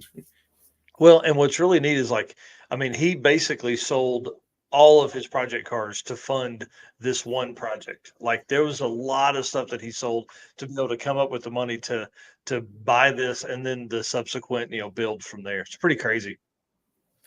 Yeah, and I don't know, he did that one episode where like McLaren quoted him how much it would be to fix it, and it was just got like $500,000. That was it was $500,000 if they wanted to do it, like if maybe they could fix it. And it's just like that is sickening to me. I can't imagine trying to get through, and then obviously the pitch to them is, this will be fun to do, and then they're like, nah, no thanks. we don't even want to do it. So that's a cool project. And then these last two here from Eric. So tell us a little bit about these. Yeah, so the one on the left is Welder Up. He built this truck in a rat rod, and this is what greeted me when I figured out where to park or how to park at Westgate, because a couple of tips there. You figure out where the drop-off is for your stuff for your booth. You have to know literally exactly where to go, because they'll just scream at you like you're a complete idiot and you don't know what you're doing. And you're like, you don't have it online. There's no manual anyway. So finally, I pulled into where I'm like, well, I'll just go to the hotel, which is connected to, exactly where I'm heading. So I pull up to the hotel and I'm like, oh my God, this is sitting there. Wow. So I'm like, I pull up, illegally park, jump out, talk to the guy, like the little caddy dude who like hauls your suitcases in. I'm like, bro, will they tow me? He goes, well, what are you doing? I said, I just need to check in real quick. He goes, hurry. I'll try and stall him. Hurry. Because it was insane. Justin can vouch. Like there was no parking anywhere. Cars and people just like ants everywhere. So I run in, I get done, getting my little card for my room. I run outside, take a quick video of this and a quick picture of it, jump in my truck, and I'm like, hey, where do I go park? And he goes, well, you're staying here. I go, yeah. He goes, valet is free. Score. So I just drove around, pulled right back in valet, right next to this thing, got out, took like 20 minutes unloading everything, sat around, nobody cared. I'm like, oh, word to the wise, stay right there if you can, close to where the venue is, because otherwise you're A out when it comes to Vegas. But the CUDA on the right, luckily my wife was next to me and holding my hand, so I didn't actually just pass completely out. For me, I'm a 71 Hemi CUDA freak since I was a kid. Like I said, I grew up in muscle cars. I've ridden in 71 every year up until they became crap, of CUDA or Challenger or any type of Mopar. but this is based on a Hellcat chassis. So the whole Nice. entire thing is all Hellcat, but it's a 6-speed. So Nice. automatic Yeah. millennial anti-theft device. But Yeah. this thing looked exactly like a 71 CUDA. Now the back end, they Frenched it and put the exhaust out the back, which is a pretty cool feature. But Yeah. if you walked up and knew what those cars should look like, this was the best I've seen for a resto mod. Wow. Nice. Yeah, it looks amazing. It looks amazing. I'm a huge fan. Yeah, and those cars are, and I love that it's purple too, because that's what, the Mopar of that era, they came in some wild colors, and to see that is sweet. A Turo Tire had it was a similar build to an aspect of it. Was a modern Challenger or Charger chassis. This one had a 68 Charger body on it, and the thing was just, I looked inside and I was like, oh, it's got an 8-speed automatic, and I started looking. I was like, "This is Charger interior," and they're like, "Oh yeah, it's cool." There was an all carbon C8 there that I thought was cool too. There's just so many cool cars. Like you can just walk around and look at neat things all day long. Yes. All day long. There's a 69 Roadrunner, full carbon. Man, I just can't imagine like that. Okay, Eric, add that to our list for next year too. Right. Put that on the list too. I'm gonna need more vacation time. Yeah, you certainly will. You certainly will. That's exactly right. I don't need any more vacation time. I need more trips in my life, is what it sounds like. Well, and rent one of those little scooters if you're going to just look at stuff, because it's way better. Those little Get out of the way, guys. Beep beep. hook your GoPro on there. Yeah, you will thank yourself, because I didn't even make it into the West Hall. And my buddy Ruck Rack, he created this thing for Jeeps called a Ruck Rack. He had his whole booth out there. I didn't even get to go see him. He didn't get to come see me. Wow, there's just too much going on. Yeah, when you're working that's too hard. Absolutely. Yeah. And they do that they kind of, something cool they did last year. They did it on a Thursday. This year they did it on Friday. But they do like a fan experience. So if you're not kind of industry affiliated, you're able to get into the show and go walk around. And dude, Friday when I went to, say my goodbyes and go get ready to go get in and out and that kind of stuff, finishing up my week. There was a lot of, there's just so many more people. Like I said, SEMA this year was busier. It's like, it's even busier than pre-COVID SEMA. Wow. There's awesome. just Good. an insane amount of people just to show that this industry is alive and thriving. And it's just so many. It's hard to get where you're going. And that's the thing, is you don't think, you're like, oh, these halls are right next to each other. I had a video to do. I had to go from West Hall to South Hall, which you're like, oh, they're next to each other. Dude, that's a 20-minute walk. You have to go outside. I found the secret. If you go outside and walk outside, it cuts, I swear, a half mile off the walk. Oh, 100%. Wow. Or you can go through the test. They have that cool, I don't know what it's called. No, the Tesla tunnel. The loop. Yeah. You Yeah. can go ride that. That thing is neat. It's kind of cool to see all the Teslas. Just you're driving and basically just like, it looks like a worm dug this thing out. And you're just like going, there's cars everywhere. Thanks, Elon. I appreciate it. Yeah. Shout out. Right. Well, what about like some of your favorite booths that you guys saw? Ooh, that's a hard one. I really appreciated that. The Destroyer 1320 booth was amazing. That's real fantastic. If I ever buy a Mopar, it's the first place I'm going, that anti-theft. Holly's booth for me was really cool because they have such a large product offering, and they did a really good job of kind of representing their new Sniper 2 system. And then the other cool part is, with these, LS is cool, and we all love LS swaps, but we can get LT motors at the junkyard now. And so they have a whole standalone system for the LT stuff, and they were doing a whole bunch. They actually won a new product. It's a new product of a year award. There's more to the title than that. I just can't remember it. But they have it's a LiDAR fuel sender sensing unit. Yeah. So no fuel pickup. It uses science to tell you how much fuel's in your tank. And I thought it was the coolest thing since Betty White, because Betty White was born before sliced bread was invented. That's right. Well, we were. It's funny you were talking about that. We were actually talking about that at Southeast Street-N-Yeet. One of the guys was like, "I'm fixing to put it in when I get back." He's like, He's like, it will save me from running out of gas. He's like, because every time they would get their sensor all messed up, he's like, this won't happen.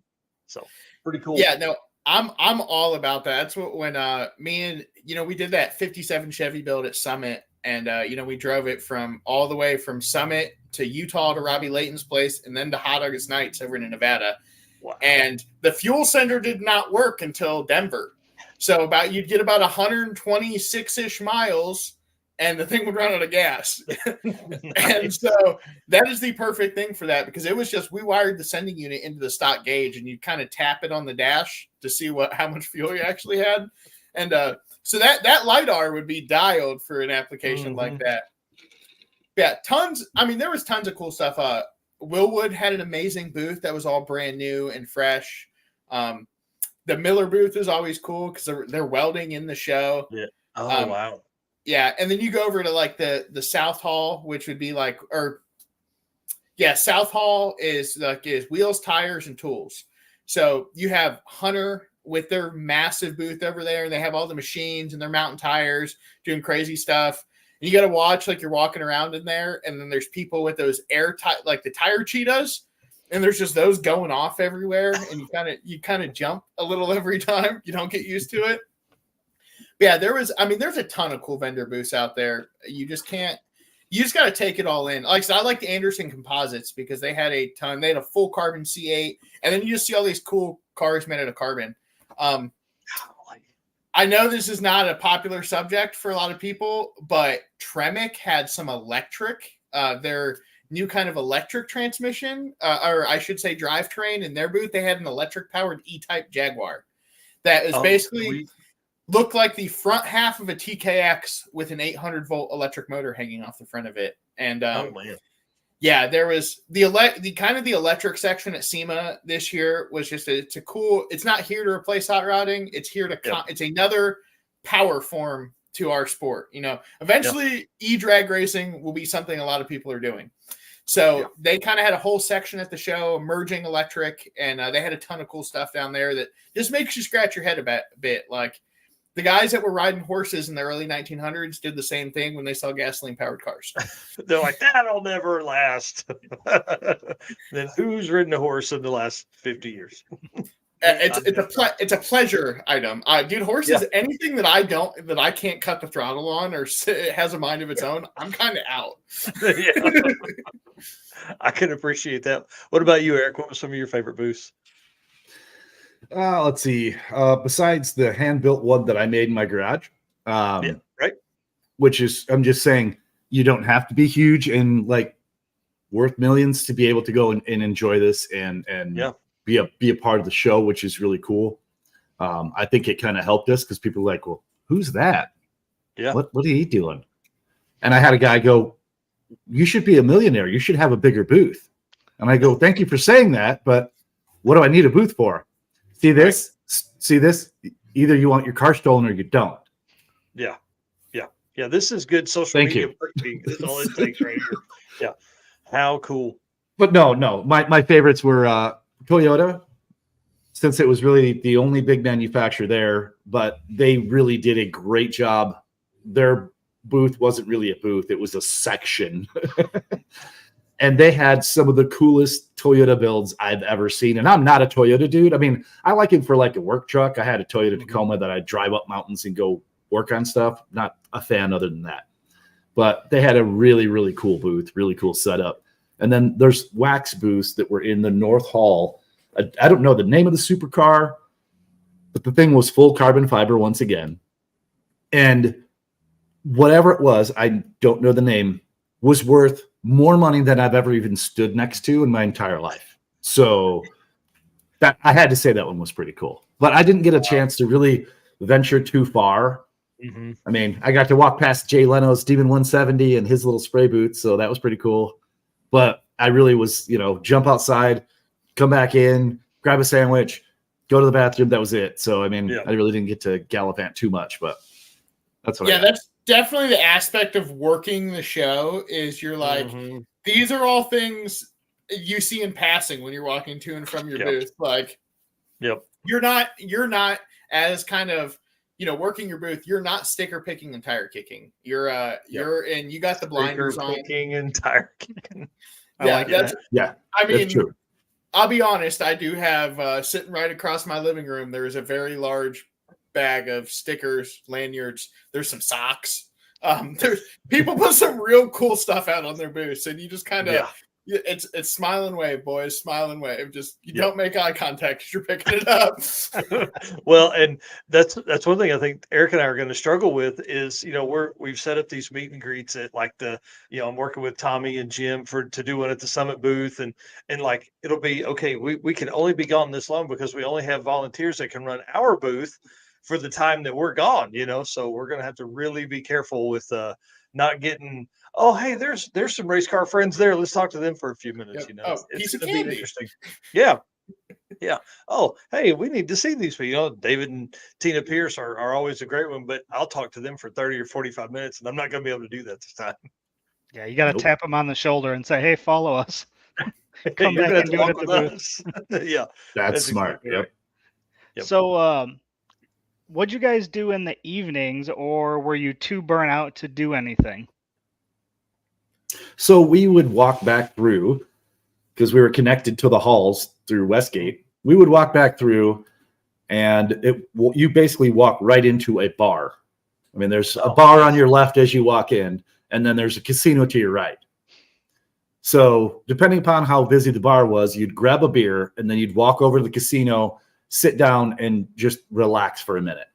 Yeah. Because the line going through, no matter it would have to be 2 hours after the thing shut down before you can even get to the elevator to think about going up and down. And the elevator in Westgate is the worst thing I've ever seen in my life. I think 1 out of 8 work, truly work. So the line was just, I mean, Tom Bailey, I'm look over, I see Tom Bailey, and I'm like, oh, that's Tom Bailey. And he opens this little door and goes walking out. I'm like, what? He went the stairs. He actually walked up. I wasn't going to go. I was on the 5th floor, and my fat self was, that's good. I'm good. Like, nope, I've walked enough today. I've walked enough. I'm not trying to climb stairs. Yeah. But no, we would go, we'd grab a beer, we'd sit down, play a little slots here and there, and talk to people. Got to talk to a whole bunch of different people that were at the event and, see how their things are going. And once the line died down, go up, put your feet up for a minute, go grab dinner, and sack out because you got to get up and roll again. I'm the chubby little fat kid inside me loves food. So most of my after show shenanigans was I'm not into gambling in a casino. I like to gamble with stock head gaskets. That's my form of that's how I like to party. That's if I'm gonna waste money, I'm wasting money. I'm buying random stuff. So I'd go get something for dinner, go kind of talk to the work guys, see what's going on. And then so my guilty pleasure hobby is RC airplanes. And nice. I have an RC airplane simulator with a controller, and I hooked that up to my casino the TV in my hotel room and sat there and beat sticks for a couple hours. And then I was tuckered out and fell right asleep and hit the show the next day. Nice. And so let's talk about setup real quick, because you guys, obviously this doesn't start on SEMA starts on Tuesday and runs through Friday, right? So when did you guys arrive? So I got in Monday at 10 a.m. I was fortunate enough, and we have an amazing team at Summit. The semi, we have a couple of semis that go to different shows, and as you guys have seen, there's a whole bunch of them. And so they got there, I believe, Saturday or Sunday, and it's they're very good at what they do in the aspect of you can put the thing up real fast. So the team slayed between Summit, Trick Flow, and ATEC, setting the booth up, getting that all situated.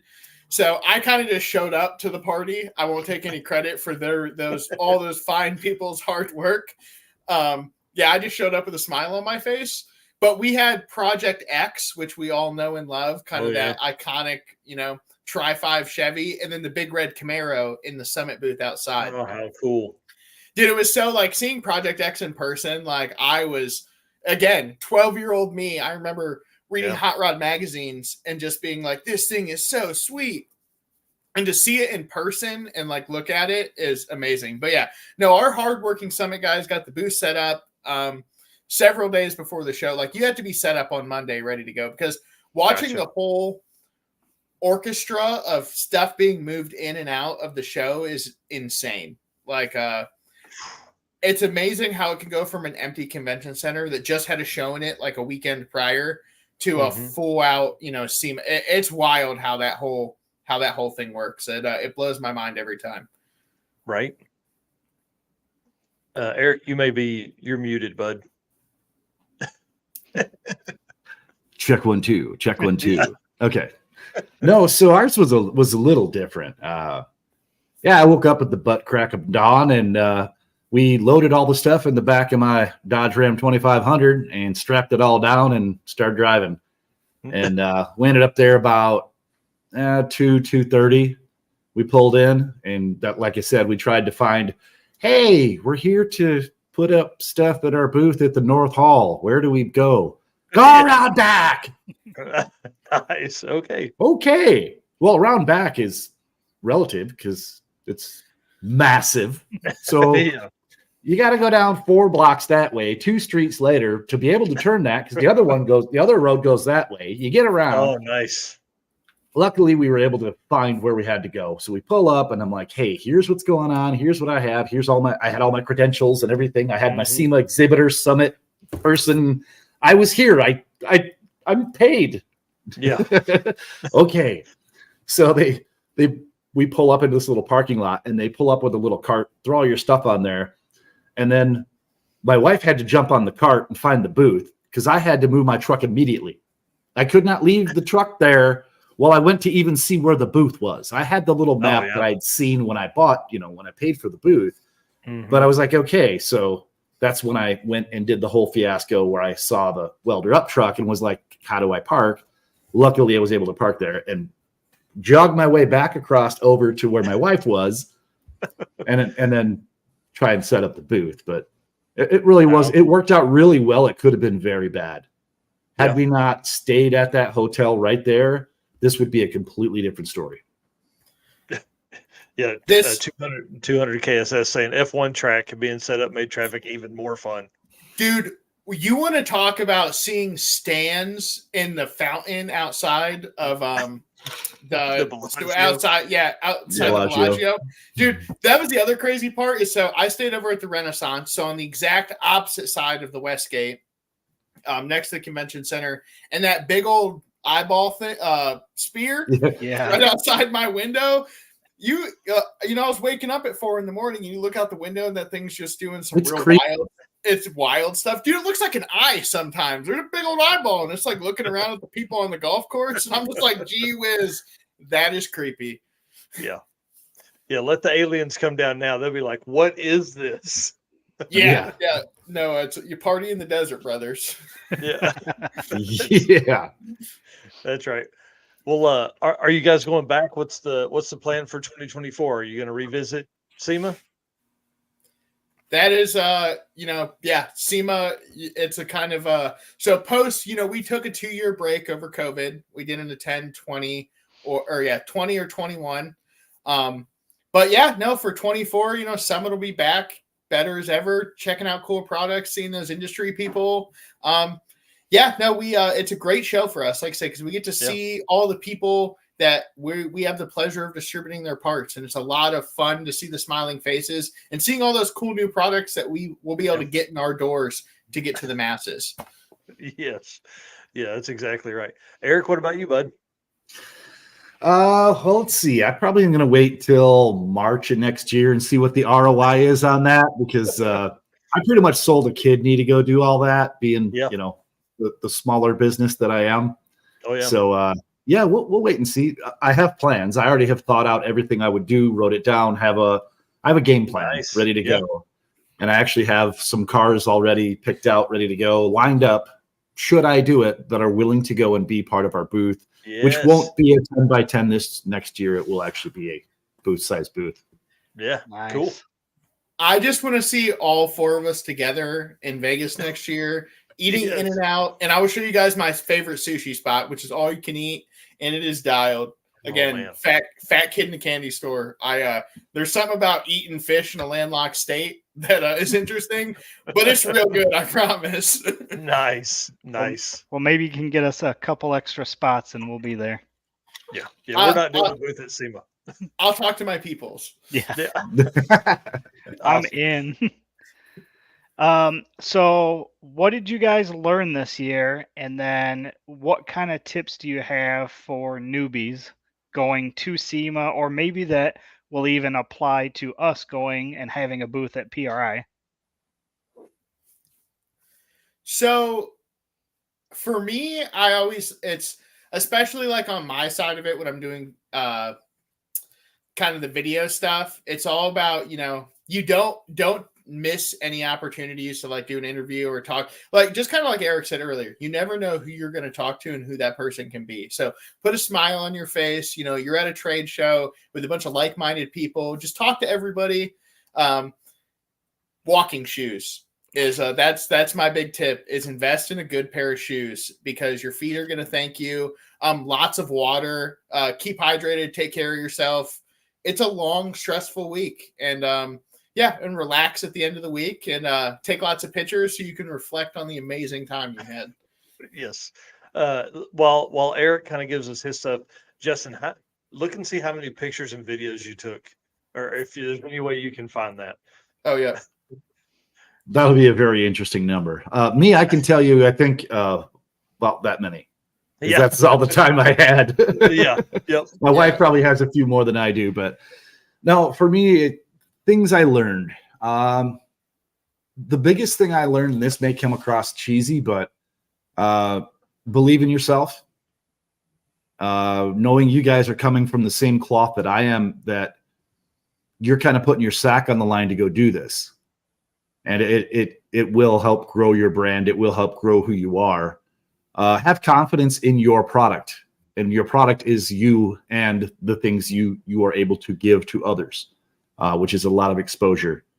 The thing I noticed is I didn't feel like a small fish in a big pond. Part of it was because of my confidence in not only who I am, but in the ability for our product to actually help people, which is the whole point of the business that we have going. So don't feel like you have to be the big player that all these people are. And there's a lot of people, and I have 5 other people that were there with me that can vouch. We had more people coming through our booth because of our personalities than you have people who were paid to go there and sit at the booth, and they're on their phone. And they have lights and speakers and all this stuff going on that looks like a circus, and they're sitting there and they don't even talk to you. Yeah. So big lesson. Make sure you don't have your table in between you and your customers, your folks that you're meeting. That makes it transactional. That makes it feel like you're buying something. Get rid of that. Set it to the side. Have your stuff on it, but have it where they're welcome in. We took and made it where our corner booth, you almost had to walk through our booth to get by, and one of us are going, "Hey, how's it going?" Or, somebody stop and look at our little video playing, and we're like, "Oh, want to learn more, XYZ." So that's probably my biggest thing, is make sure you're not disconnecting yourself from the people coming by, and be you. And I don't care if you, like at times, was a little groggy in the morning, grab that coffee and, "Hey, how's it going on? What's going on? Blah, blah, blah. How you doing? Having a good time yet? Your feet hurt?" I mean, just the simple stuff. Everybody, yeah, absolutely. Or, "Hey, did you try the hot dogs over there? They're good." Nice. Yeah, that's good information. Anyway. Yeah, and that's what's important. Is you just got to be personable, especially in my aspect of being on camera. I can't have an off day when I'm there. I gotta, Right. As much as this is hard to believe, sometimes his face doesn't smile. Oh, no way. I don't believe it. You smile in your sleep, man. Sometimes my glass is half full, but that's, seeing the people and the cool stuff and having people pumped to talk to me is what makes it all worth it and really fuels this fire. To answer your question earlier, Mike, only 246 pictures and videos in the album. And then I looked at my deleted, and I have 62 deleted videos from, different takes. This kind of like Nice. when Instagram Shorts weren't going my way. As hard as to believe, movie magic makes me look really good. We have some really good blooper reels of me locked away in the summer safe somewhere. Nice. Yes. Well, guys, I want to say thank you so much for coming on tonight. This really has been helpful. I mean, the last 6 minutes here have probably been helpful for Eric and I to do our show. Going to be our first booth. This really is because, like you guys said, I mean, this is a big financial commitment for us, and especially doing the Drag and Drive Awards show along with that. So, we have all of that extra stuff going on too. But I'm excited. We're going to turn it loose. I mean, we really are. This PRI changed our life last year, and it's going to change our life again this year. I mean, we're just going to keep adding to what we're doing, and that's what because you guys come on and you guys help us understand what to look for and tell all the fun stories and car stuff. So we appreciate that for sure. Yeah, thank you Absolutely. so much for having me on. This has been so much fun, and I can't wait to see your smiling faces at PRI. It's yes, it's going to be so much fun. Yes, oh yeah, it we're is. gonna have a blast. We do have the internet package and electricity at our booth, so we're gonna go live a lot during the booth because there will be a lot of our friends come by that talk and stuff like that. And I mean, I know when Justin comes by, we'll throw live on and we'll go right from there and talk and all that kind of stuff. So it'll be really fun. I'm really excited. Perfect. Yeah, That's amazing. I'm pumped. Well, guys, tell everybody obviously where they can find you on social media. We want, folks to immediately that are definitely on a Mopar to go find Destroyer 1320. So tell them where they can find that. And then obviously, Justin, where they can follow your stuff. So destroyer1320.com is where you can protect your Mopar from being stolen the dumbest way possible, which is having it pulled into neutral by a stupid little red strap. And there may be somebody who's way up in the company, maybe CEO level, who bought 2 of them for his personal vehicles. So they do work. He can vouch. Not saying who it is, but go check me out there. I am also Destroyer1320 on YouTube and my Destroyer1320 on Instagram and TikTok. I'm also Destroyer1320, but somebody stole Destroyer1320 on Instagram, so it's my Destroyer1320 there. There you go. I'm going to follow right now. Yes. Thank you. So for me, you can find my smiling face on Summit Racing's YouTube page, on our TikTok, on our Instagram, even on the main page when you jump on summitracing.com. It's pretty awesome, man. It's cool to see you out there and see everything you guys have going. All right, we're gonna kick you guys off, and this will not be the last time you're on the show. We definitely want to have follow-ups and talk about stuff that's happening during 2024 and all the fun stuff that's coming there. So thank you so much, guys. Appreciate you. Thank you. Yep, can't wait to come back. See you guys. See you. Thank you. Awesome, dude. How much fun was that? Those guys are amazing. Yeah, that was a lot of fun.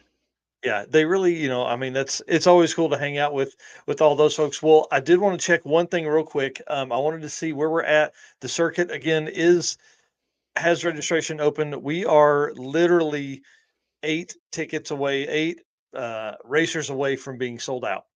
Nice. Really day one. And what's cool is we offered early registration to racers and their co-pilots from last year or 2021.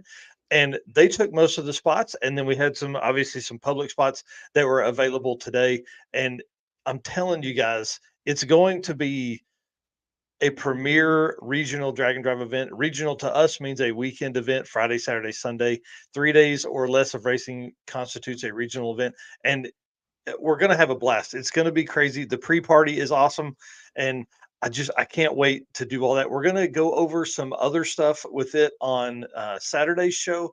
But then my entire goal tomorrow is to wrap up the regional drag and drive racer lists and the 8th mile lists that I have. But like I said, I'm still waiting on the stuff from Devin and Laura at Southeast Street-N-Yeet. I know they had a ton of information to input.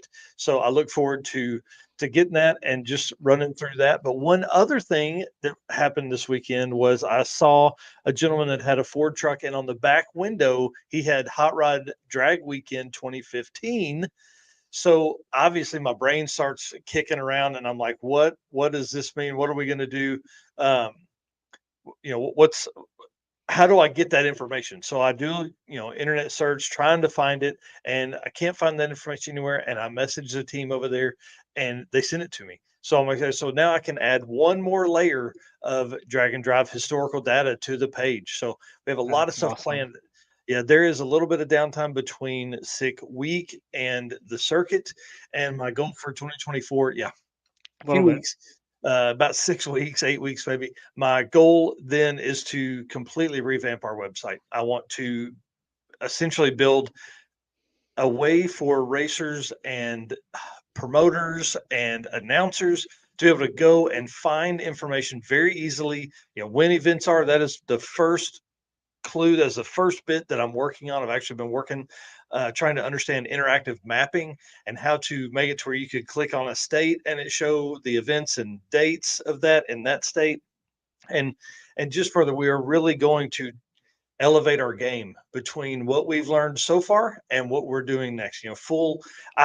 My ultimate vision, and I'm glad that there are people still watching this, but my ultimate vision is for you to be able to go in there and search for Eric White, and it bring up Eric White's historical drag and drive data in one easy click. You could do that as an announcer at an event. You could run through the names as they're coming up on the list. You could actually type it in and it be that fast. So that is my ultimate goal, guys. We have an opportunity here that the growth from drag and drive has been great, but there has been very little historical stuff talked about. And we want to be that for you. We want to be the news. We want to be the entertainment for you guys. We want to bring you what has been missing, really. I mean, if you look at like NHRA and IHRA, they do this stuff. That's what Yeah. we're going to do. And that is our niche. That is what I nerd out about, is trying to figure out how many people have done an event. We've got racers that are coming up on 20 drag and drive events, and there's no way to find them unless you knew which events they were. So we're going to fix that, and it's going to take a ton of time. So I say all of that to say, if you would like to get involved with the brand, now is the time. We are submitting proposals for 2024. If you are a company, or you know of a company that you think would be a good fit for us, because obviously we're not looking for just anyone. We look for companies that are already involved in the community or want to be involved in the drag and drive or drag racing community. And we want to help them obviously grow or complete their vision while we also complete ours. So anyways, that's my soapbox I'm talking about here tonight. Yeah. It's amazing. And on top of that, if anybody in the community has ideas of things that they want to see from us, please reach out, because we're always looking for Yeah. new ideas and And what don't can say we naturally aspirated list. I'm building it. I promise. and what things we can bring to you to make this even better. You nailed it, Mike. 2024 is going to be a huge year for us. I'm so excited. I can't wait for it. I'm super excited. I can't believe that this year's almost over. We've done this now for almost a year, and it's been a crazy year. And it's just going to be certainly wild. has. 38 episodes is only our 2023 season. We'll end up somewhere in the 40s. Obviously, as we go along, we have another 5-6 weeks of year left here, so we'll end up in the low 40s. And there was a moment there where we took almost a month off of doing anything. So we'll add all of that time back. We have more than 100 live streams that we have put out during 2023. And dude, I expect it to be 120 next year. So because we'll be doing daily stuff from the events. But guys, just want to say, go ahead. I was just gonna say, we need to figure out some year-end kind of shebang that we need to do for the end of the year. Yeah, we're going to have a blast with it for sure. And then we may take the first week of the year off and reset and just go right into it. But we may not. Who knows? I don't know. But guys, I want to say thank you for being our race car friend. Thank you for everything you do. Thank you for the likes, shares, comments, all the stuff that you do that keeps us motivated. I'll tell you, I worked about 2.5 hours of stuff today I was not motivated to do that today or yesterday. I wanted a break from being on Southeast Street-N-Yeet and the drive round trip and stuff. But I did it because there were people that were liking and commenting and stuff. And guys, I want to say thank you to our sponsors. We can't do it without them. We can't make these trips to these events without them and being a part of everything. So Summit Racing, thank you very much. Thank you for letting Justin come on tonight. We appreciate that.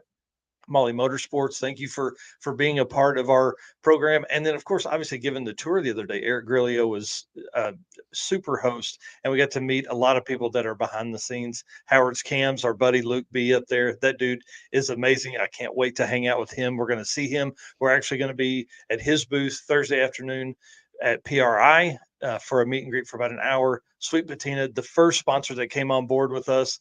Give us a chance. Thank you very much. We appreciate them. And because they really are, they live and breathe built for drag and drive, built for driving. And that's what they do. Everything they offer is to keep your car going and looking better. And then Racing Junk Classifieds, man, I'm telling you, I'm going to end up buying something on there. There's all kinds of engines. We always feature cars, but there's all kinds of engines and parts and pieces and things like that. So thank you very much, guys. We appreciate it. Yep. See you guys on Saturday morning. 10 a.m. Eastern. All right. I'm hitting the button. Bye.